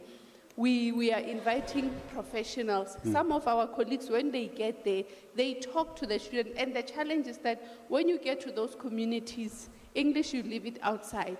You have to talk in a language that they understand. If it means that you you speak Fanagaloko, Zulu, or Sotho, that's what we do. So not all it's lost. And I thank those who run community engagement. Mayor Matabo spoke about one of the key things Unisa have is community engagement. Our community engagement is funded. It's important for us to get the money because we travel there. Right now, the one we are going to in Free State, the 23rd of May, it's going to be 3 schools.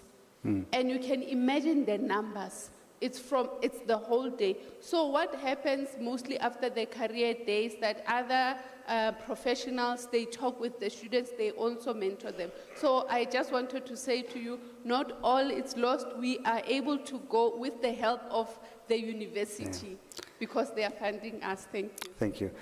It's been a while since I heard that Fanagalo Zulu. So yeah, I think it's important. Let me get do you want to respond? And then we'll ask Prof. Muckleuck to respond as well, and then I'll invite Prof. Makano to this platform as well. Or more questions? Okay, please go ahead and we'll take another round of questions. Thank you so much. Can you hear me? Oh. Thank you so much for sharing those thoughts, Prof. Like I was saying, we have to forget everything that we know and really, really think outside the box.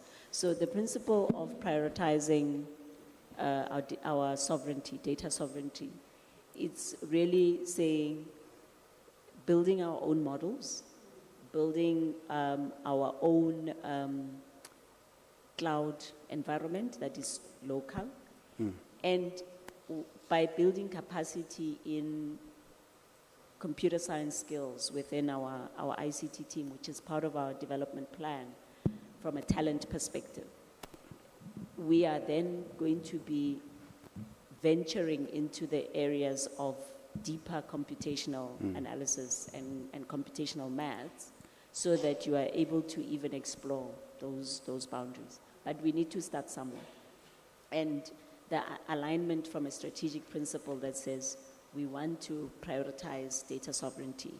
We want to build the tools that are Unisa generated by Unisa, and that can explore for us ways of addressing our diversification of revenue.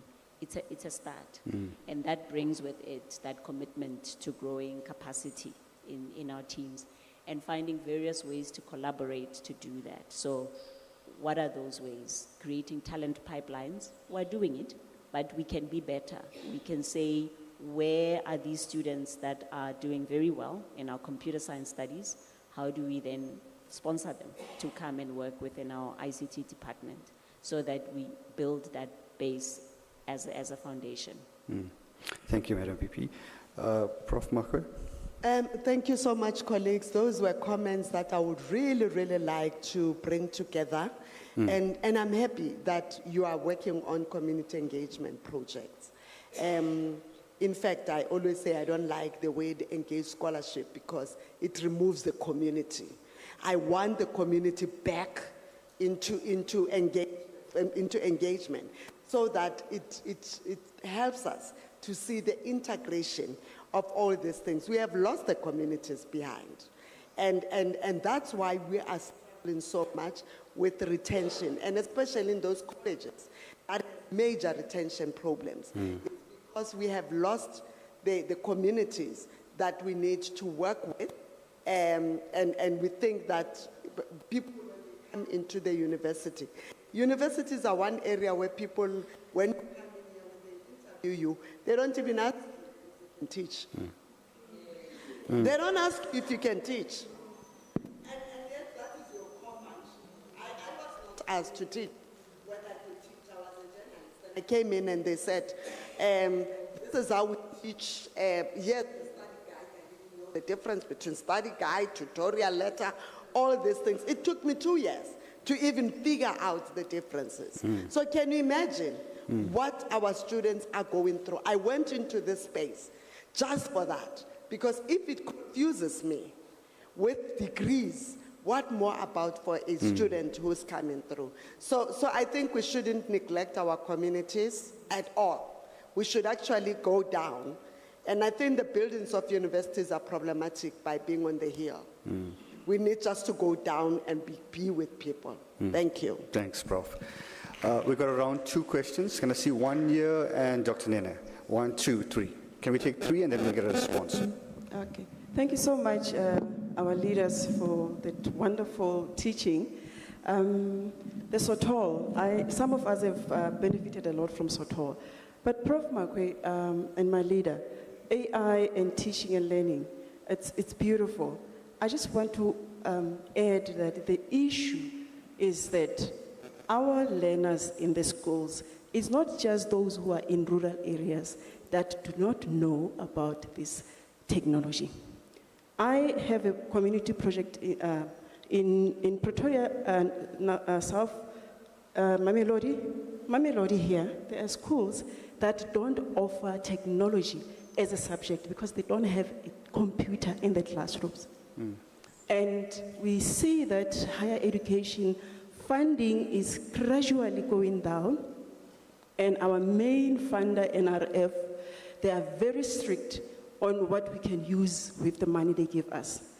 They are promoting attendance of international conferences with the money they give us through the community projects. And yet the people that we are studying or researching with, they don't have the relevant, if I say ICT integration in the classroom, that's my project currently. And I go to a school, they don't have computers. How am I going to do that research? How am I going to train the teachers and the learners to use the do you see what I mean? So I think the private business and higher education and us, and we need to come together because we cannot say use technology in the classroom, teachers and learners, and then we don't give them the proper tools to do so. Thank you. Thank you. Second question, Dr. Nene. Thank you so much, Prof, in terms of your presentation. It covered up quite a lot in terms of the issues of when we come to institutions of higher learning. Most of us are not teachers. We can be a specialist in terms of the field of subject specialist, but most of us or most of the teachers within a higher education institution, they are not teachers. So now, in terms of covering up, I think we have a serious problem of not wanting to develop. Because the moment that you come to institution of higher learning, let us say CPD invite colleagues to say, come, let us educate you in terms of giving you the foundation that you need now so that you can have a bit of understanding of how can I teach a student, and colleagues do not come because of the mere fact that now the moment they come, there's work that needs to be done and they are not giving that time frame to say, since you come in as a subject specialist, just take 2 weeks to 3 weeks, go back to CPD. Go back in terms of, let us teach you, let us educate you in terms of 1, 2, 3, 4, 5. If we do not have that time frame, I think we're still going to have this problem over and over. There must be some kind of a way for us to close that gap to say, colleagues that are coming in as a subject specialist, they need to be developed somehow. There is a way that needs to be done. Thank you. Thank you, Dr. Nene. And the third question, before we get responses. Okay, and we've got a fourth in the front. Good morning, colleagues. My name is Martin Chauke. My question is to our VP. I heard you talking about the zero tolerance in terms of data. My fear is, especially in a public institution, I think this issue of data integrity is being compromised a lot in all the public institution. And then I can attest to that because even SASA was being hacked very soon. That is why I think they got their money on the 6th. Anyway, I'm not at that level. But what I'm trying to say is, as the previous year, even now, there's these institutions, those guys who are running the private institution, running the extra classes. You will find that 3 days or 4 days before the exams, they say, no, they've got all the data, so you're doing RSK or FIN 4804, no, come, you'll get 100%. They've got all the details, they've got your number, they've got your, where do they get that information? It means our data is being insecured. And I'm afraid about, it means maybe there are unethical hackers on our system or somebody working with our people. Do you sometimes test our systems with the professional hackers? Because there are professional ethical hackers who can test the system. Thank you very much. Thank you. We'll take the last question in the front and then we'll get a response from the two profs. Yeah, last one on the back there, thanks.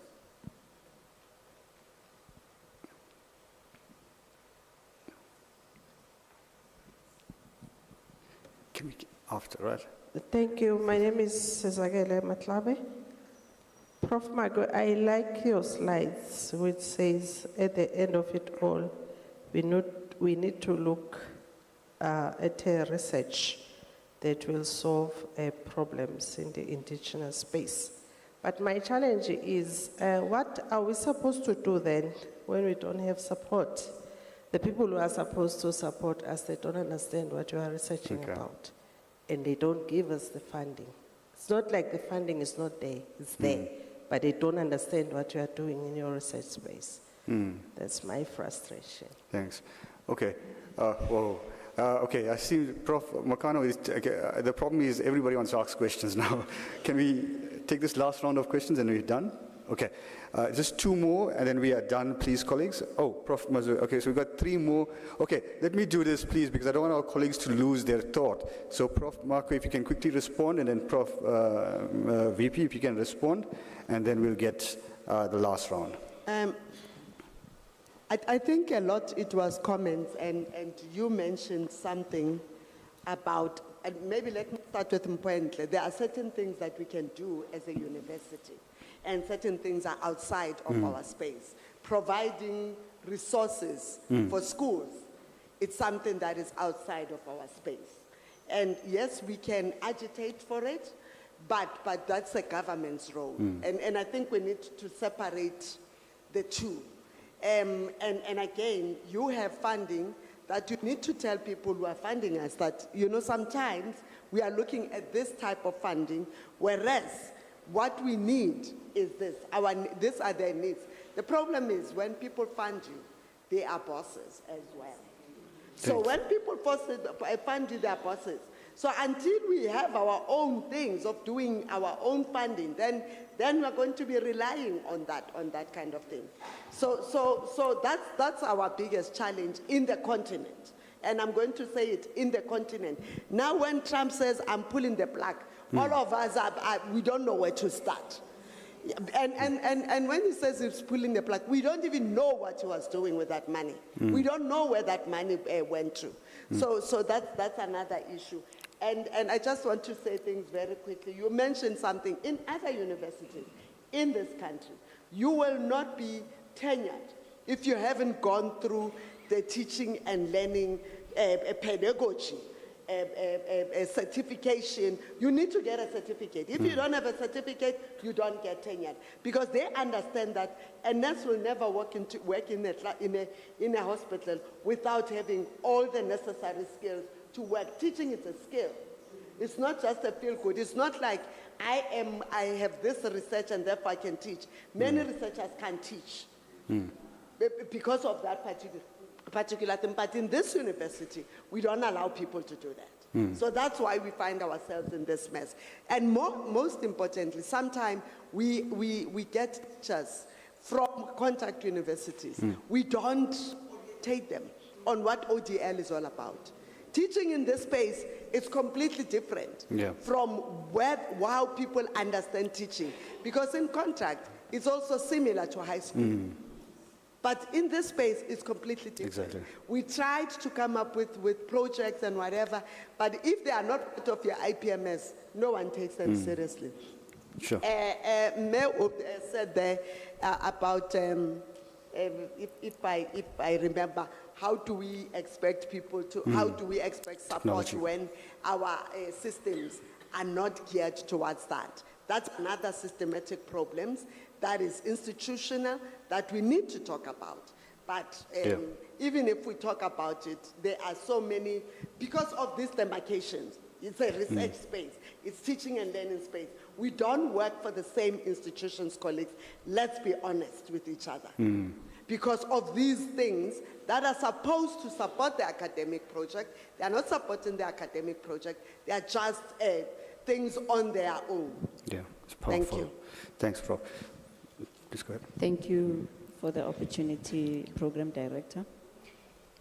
Yes, we are very much aware of the challenge of those third parties. Some of the things that we have done up to so far, you would remember that we introduced multi-factor authentication to students last year. So that was a very good control because it helped to lower some of the challenges that students were having. But even having done that, and with further security controls of establishing a security operations center, we are still having this challenge. So we are continuing to analyze the different reports, to look at our environment, and putting in place further controls in that regard. Thank you. Okay, so we got 4 now. Okay, so last 4 questions, and then we will round up. I'll take 1, 2, Prof. Mzweli, and then Prof. Mohammed. Okay, please go ahead. Okay, who's got the mic? 1, 2, 3, 4. Yeah. Thank you, Program Director. I am Lulekwa Chambula. I work in the Department of Basic Education. I am just making a comment, it's not a question, to register that as much as our DDG left, we are here.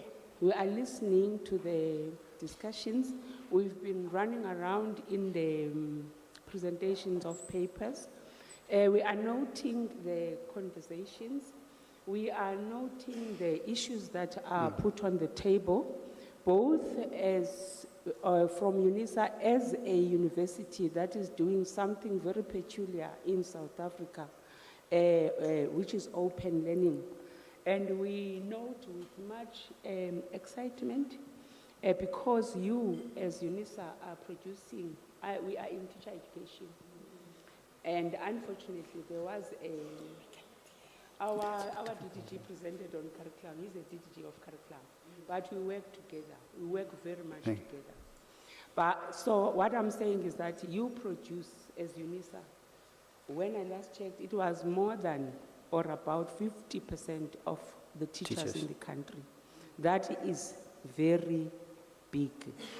And listening to the conversations, I've had conversations with the advocate and some professors. It is very exciting to learn that even though you are open learning, distance learning, I don't know what is the difference, I just know that you get the tutorials, this and that. It was very exciting for me to learn that when virtual came up, you are becoming more teachers in your own space, which is very good. It's very exciting. I'm very excited. We are listening, and the Professor has just presented something that is also very concerning, that we lose most of our boys. So you see, she connected to something that is a concern in the country, gender-based violence. If they are bitter and marginalized by our own system, that's not good. But what I want to say is that we hope as DBE that maybe there is a small number, even if it is a small number, that are in TVET colleges doing the physical, practical. So we are hoping, but we're going back. We are junior officials, obviously we can't promise much. We will prepare some reports, we'll make our input in the department, but we are hoping that we will keep coming to these conferences and listen even to other universities, because it's not Unisa only that is producing teachers. But having come here, honestly, we've learned a lot. We have heard so much that we could have missed if we walked out from the first day and said, no, we've marked the register on the first day that we were here as DBE. We have continued to sit because we were told to come and sit. So we're hoping that these conversations continue. Continues, yeah. And we continue to change our country. Thank you so much. We thank you for your presence here as well. Okay, so we got two, Prof. Mzweli, and then we'll come three, and then Prof. Mohammed. Please go ahead, Prof.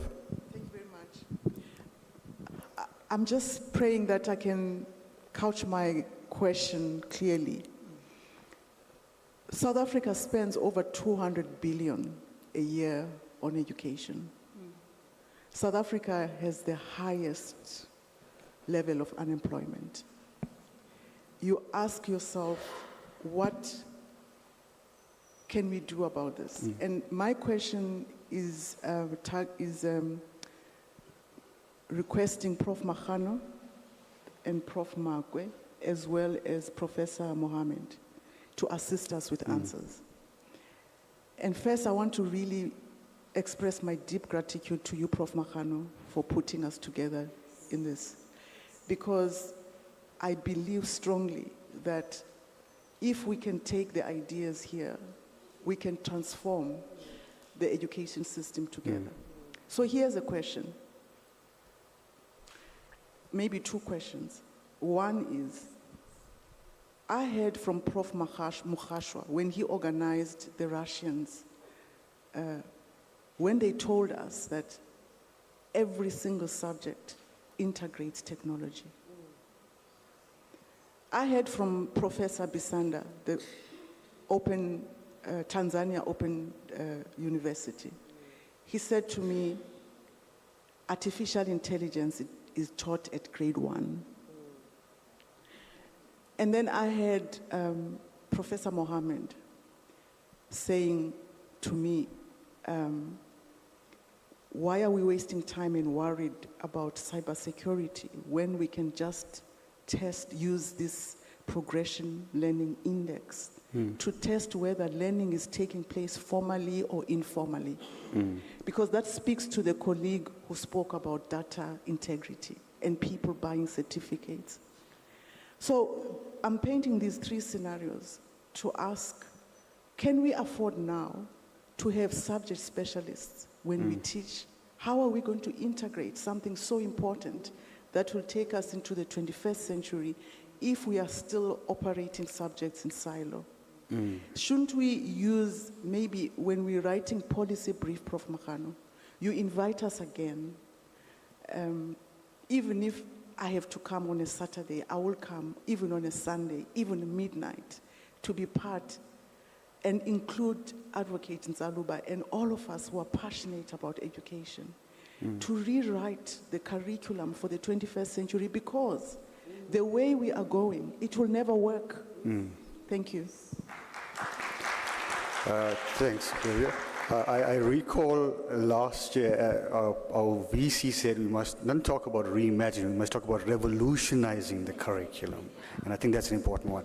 Please go ahead with a question and then Professor Mohammed. Thank you, colleague. I just wanted to, I'm not going to go to the story I gave on day one, right? A person made to do biblical studies, but that person ends up being the best mechanic where mathematics is used. Prof. Museni, I want you to catch that. And that's why I led the development of vocational education in South Africa. I wrote the white paper because we wanted to change the narrative that vocational education is for people who cannot manage. I must congratulate my colleagues from 123 Schoolman. We're at 123 Schoolman. We started the curriculum together. And I'm happy they've been able to say what they've said to you, Prof. When we're dealing with policy briefs, we can't leave them behind, because the policy brief, they must know the basis of it.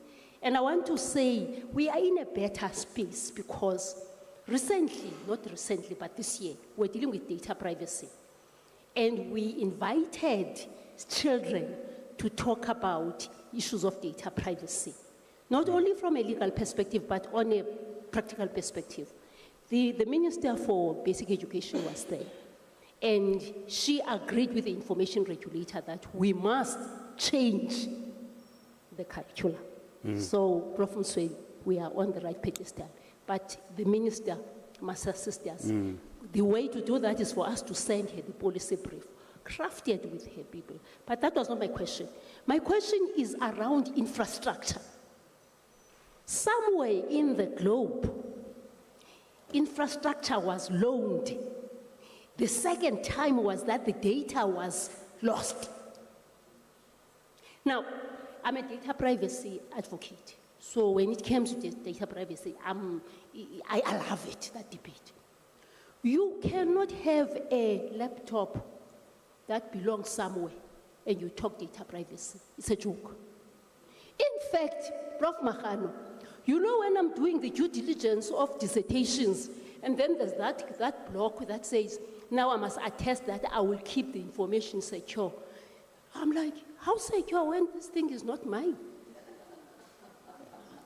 I went to Canada in the military, where I come from. When you go to any country, you are given a country brief.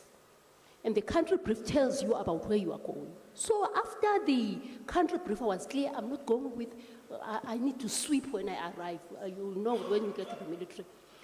I have to sweep, I'm not carrying any phone. The phone I was using is a product of that site. Guess when I arrived? And I want us to hear the story. When I arrived, I was collected by the normal Uber. But the normal Uber, territorial integrity. He was asking me about my children, the firstborn, the secondborn, the thirdborn, my qualifications. No, he was confirming everything about me. I'm telling you how other countries are managing territorial integrity. I actually want to know who is holding a cell phone that is purely South African here, a Nandi cell phone. Can you show us? Anyone? You're holding a phone that is purely your country. And then you talk about data privacy. You're joking. CIO, I therefore want to say to us, can we start by taking this and making it a competitive poster for Unisa?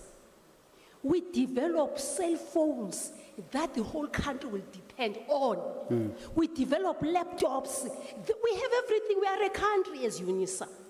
And what we do, this one I whisper, you collaborate with the military so that you are able to collaborate with military AI unit and Unisa, the only and the only, so that whatever you develop, it's only a Unisa product. And you begin issuing those to government. And I'm appealing on this because I'm working with the colleagues from innovation.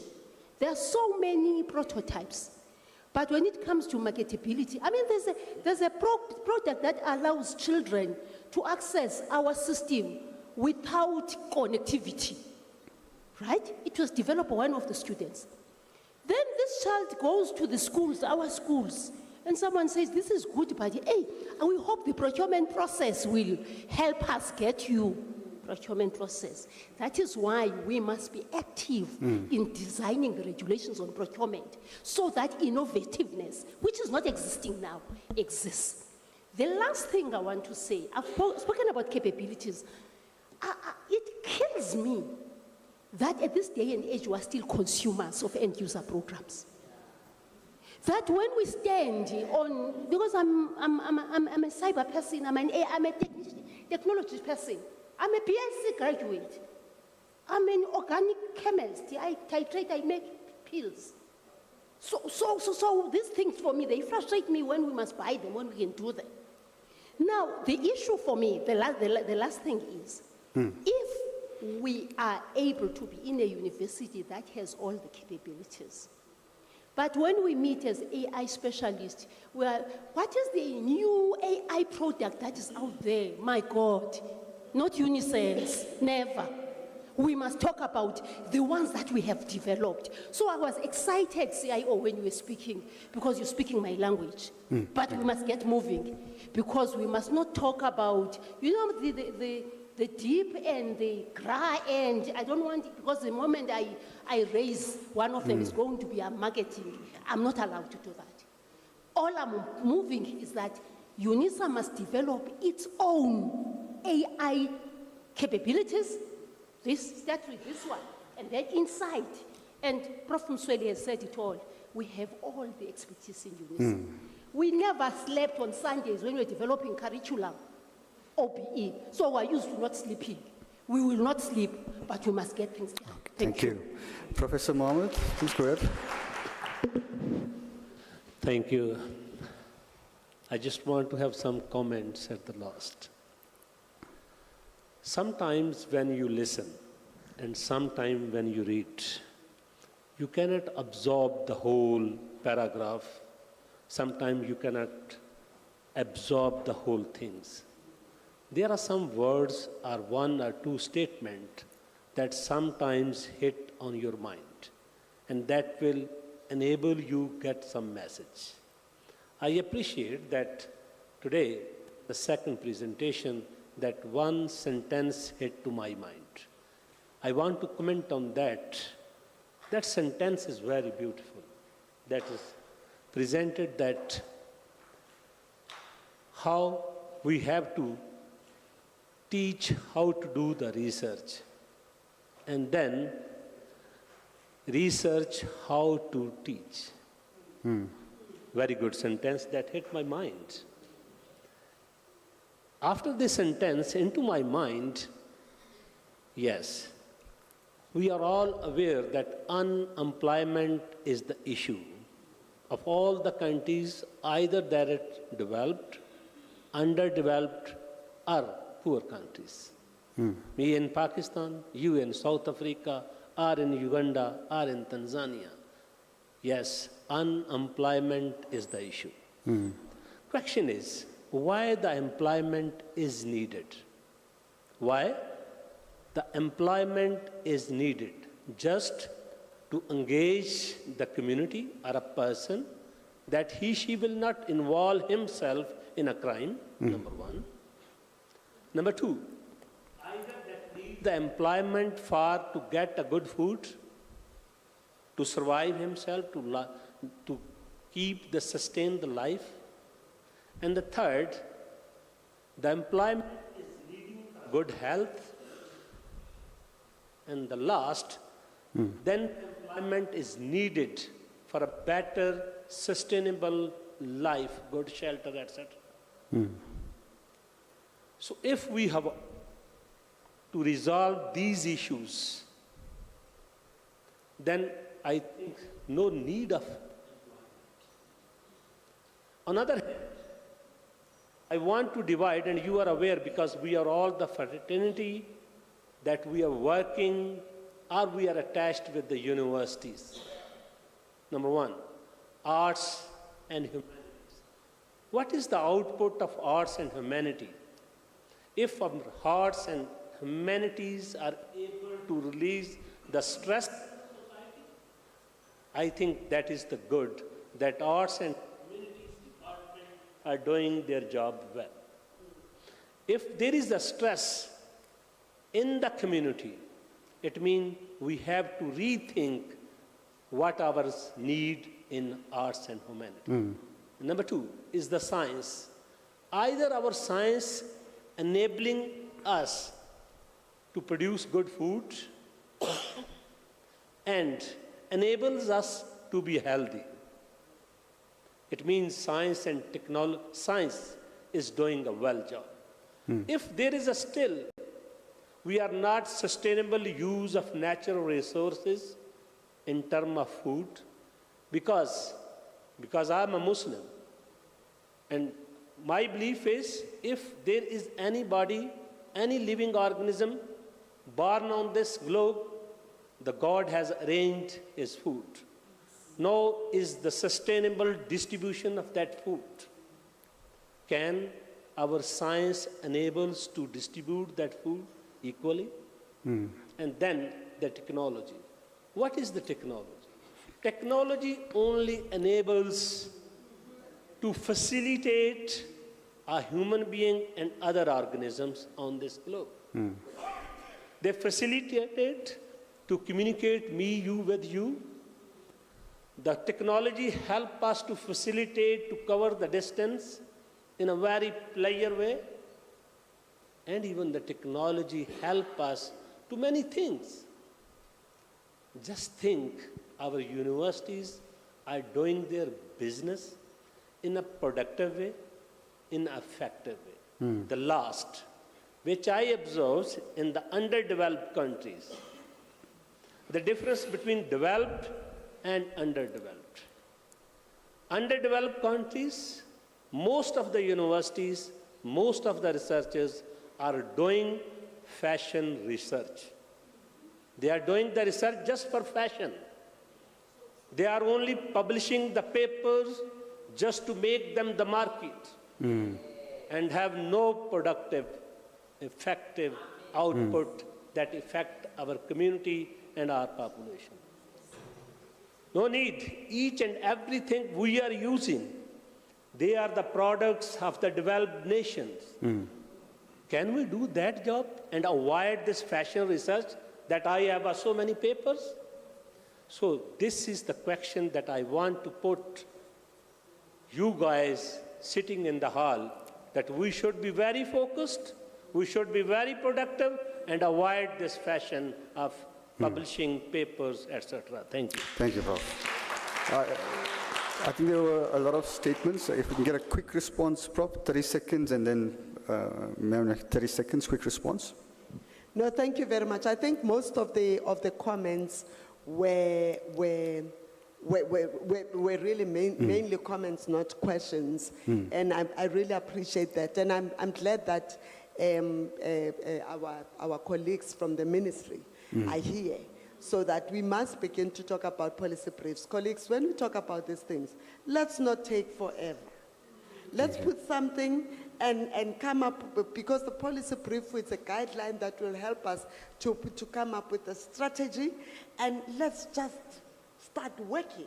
Because we do policy briefs, they sit somewhere, and then they wait for someone who is never there, who's never appointed, who doesn't even have anything. And the other thing also with that I find with ministries, they don't come to places like ours as academics who are dealing with this. They use consultants. The usage of consultants are problematic in this country, because then those people are there just for their own income. It's financial, but for me, it's my interest. It's what I'm dealing with on a regular basis. And my experience is very different from those people, even going into the field. So I think let's work together. If we do the policy brief and if we want it successful, we need to get the government in, we need to get people from the ground in, we need to get teachers in the field, because those teachers, we know, they are dealing with many, many things. Actually, I read an article recently where they say teachers are leaving the profession. Half of them, they leave the profession to go and sit at home. And not because we didn't teach them well, because of the environment at which they find themselves in. This is a societal issue. We are on a time bomb of a society that we are not addressing. Let's address societal issues and leave this content thing. Content will come in, teach people how to teach and learn. They will learn anything, So that's all that I want to learn. Thanks. Ripley, 30 seconds, respond. And then Prof. Makano, you can come up in the meantime. Thanks. Thank you so much, Program Director. Thank you for the comments, colleagues, and it was a mouthful. All I can say is, I am with you. So it's really around, let's take the action and do the work. For me, one of the areas that is core right now is cybersecurity.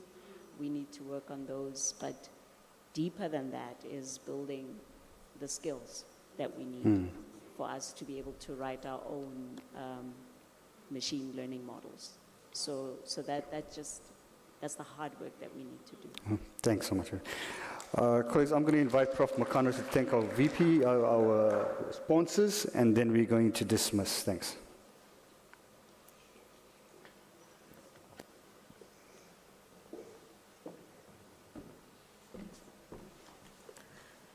Thank you, Dr. Chit. You can stand here. You're going to assist me. On the side. May I request Prof. Makwe, Prof. Mswili, Prof. VP Nakene. I've promoted you. to come to the stage. Colleagues, the conference is getting hotter and hotter. I've been attending conferences, but I think we are becoming real now.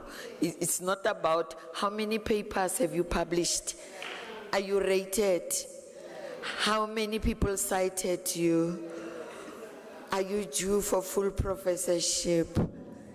Luxury research. But if you think of the pioneers in any field, whether science or what, they came with prototypes. They came with practical things. But the current professor, what are you putting on the table? Nothing. You are cited. You are famous. You have money. But your grandmother doesn't know what you are doing. Okay, I see a hand will take you as the last. Oh, were you just saying praise? Oh, you were hallelujah. Okay. Exactly. You know, when you go to community, Mr. Nkwanyan, our chairperson, Gauteng SRC, when you say I'm a professor, let your aunt understand, what have you done? And then your aunt must see a prototype to say, I've invented shoes, Rakadi. I've invented this. That's a professor. But currently there's nothing. It is just, you are cited 1,000 times. You are a top scholar in physics. But the water in Amaskral is filthy. Now, what type of a physicist are you? You know, we are a laughing stock. I'm a social scientist. I love community engagement. Actually, I can do with teaching and community engagement, and research will help me to improve the community projects that I'm doing. That's who I am. So I've invaded the prison sector and the intellectual disability sector simply because I want to see something there being done, lives being improved. That's what I put on the table. But now, if at all I'm a professor, but I can't penetrate communities, I would rather take off that professorship. It's useless. So when I penetrate the prison, I know how to and what am I there for. Because that's the field that I chose, to see lives changing. That's all. And I want to see a person coming out of prison and say, they call me Prof. Mamzo. Prof. Mamzo, here am I, now I'm working. I say, oh, good, cool, yeah. So that's what I'm professing. That's wellness. What's your wellness, career-wise, physics, etc. So, but this thing of being rated, I'm less interested. I will never be rated. Let me profess it. I will never be rated, but I will be rated in the communities. When I go to a special school, I want to see that learner who has the intellectual disability being able to get under a car and fix it. When society has rated him that he knows nothing, he can't pass maths or physics, but he can fix the car. So that's who I am. The earrings that I'm wearing are being designed by learners in Jericho at a special school. Obet Mori, that's where you come from. I buy jewelry from them. They make products, and I wear the necklace produced by that learner, where the community is saying, these ones are made. Those are my students. Thank you. I was just giving what is a professor. Thank you. We have sponsors, colleagues, who made this conference to be possible. I'm going to call them onto the stage so that we thank them. Van Skyke Publishers. One rep from Van Skyke Publishers, if you can come here. And then we just say thank you very much. Without you, we were not going to have a successful conference. but due to your services, the money that you injected in this conference is going to bring a policy brief and curriculum change. Thank you so much, Me. Thank you so much. Professors, write books with fanskikes. That's your work. We have IOP publishers. Can they come to the stage so that we thank them? Are they here? They're not here. Or it's an international publisher. And they gave us money. Let's applaud them, even when they're not here. They gave us money so that the conference is a success. Unisa Press, our very own press. They're not here. Fine. Sanlam Insurance Company, investments, writing wills, so that should you die. Thank you so much, Sanlam. And we have taken the business cards. Financial wellness. Financial wellness, yes. We are well secured. Thank you very much. The conference is a success because you injected funds. Then we have Access Bank. Access Bank, thank you so much for giving us that money. You made the debates to be possible. We engage robustly, and we say thank you so much. As Unisa, we value Access Bank. Thank you. Thank you. And then we have Tau African Crafts. They're not here. We thank Tau African Crafts for injecting money into our conference. We appreciate them. My VPs, thank you so much. We appreciate you. From here, we are going you'll announce, grab tea, get into the separate. Thanks, Prof. Okay, so... sorry, I forgot the most important people on earth, the sign language interpreter. So, please come here, this side. Oh, Sophie. Oh, Winnie Ngobeni. Halala, halala. What is halala? Halala, halala. Yes. Prof. Mohammed.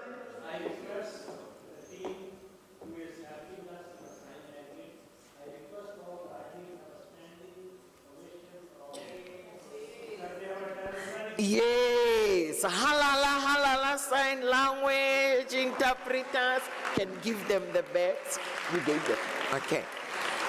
We respect you. It's Mesofi Mabaso in the green t-shirt, and then it's Me Winnie Ngobeni. She comes from Jericho. That's where the special school is, where we are assisting. She comes from Jericho in Northwest Province. Thank you so much. She's currently our PhD student in inclusive education, doing sign language and deaf education. We appreciate you. Dr. Chetty, the announcement is on you. Thank you. Thank you, Dr. Chetty. Thanks, Prof. And then tell them about the future. Minds. Future minds, just briefly. Okay. So colleagues, quickly, Prof wants me to make one announcement on the Future Minds Workshop Bootcamp. You'd recall right at the beginning, day one, our VC made reference to Unisa's groundbreaking event, the Future Minds Bootcamp. And that is a response to the current crisis of maths in the country. We will be teaching, and I think, VP, this is quite interesting for you. We will be teaching maths, physics, agriculture, accounting sciences teachers using AI to advance their competencies and accounting. So this is groundbreaking for us. It will be a boot camp across. We just received confirmation from DBE yesterday that they have given us the go-ahead, even though a MOU has not been signed as yet. In the process of being signed, they said, go ahead because this is urgent for the country. So we thank them for that as well. And following the VC's request to get this done before June and start May, we will be commencing with this very, very soon. With that said, colleagues, quickly, we are running late, so please do grab your tea and coffee and whatever else. And then you have 3 options of the workshops, AI and student research. You got Venue 1 on digital tools and AI for enhancing research supervision. Professor Bikat is here. Professor Bikat, if you can just quickly stand up so they can see who you are. That will be taking place in Senate Hall, room 1, and the chair of the session will be Dr. Govinder. Conference Workshop 2, Debunking Academic Integrity in the Face of AI. Ms. Kamalani, I saw you up there, you can quickly stand. That will be taking place in Exam Hall 1, and Dr. Makata Kuno will be chairing that session. And then in Exam Hall 2, chaired by Dr. Munareng, we have postgraduate student presentation research in progress, and that will be facilitated by Professor Muckleuck. So, ladies and gentlemen, once again, it's been great having you for the morning session. Unfortunately, this will be the last time we see you in ZK Matthews until next year. So, so please grab your tea and coffee and let's run to our workshop venues. Please applaud, take a round of applause for each one of you as well. Thank you.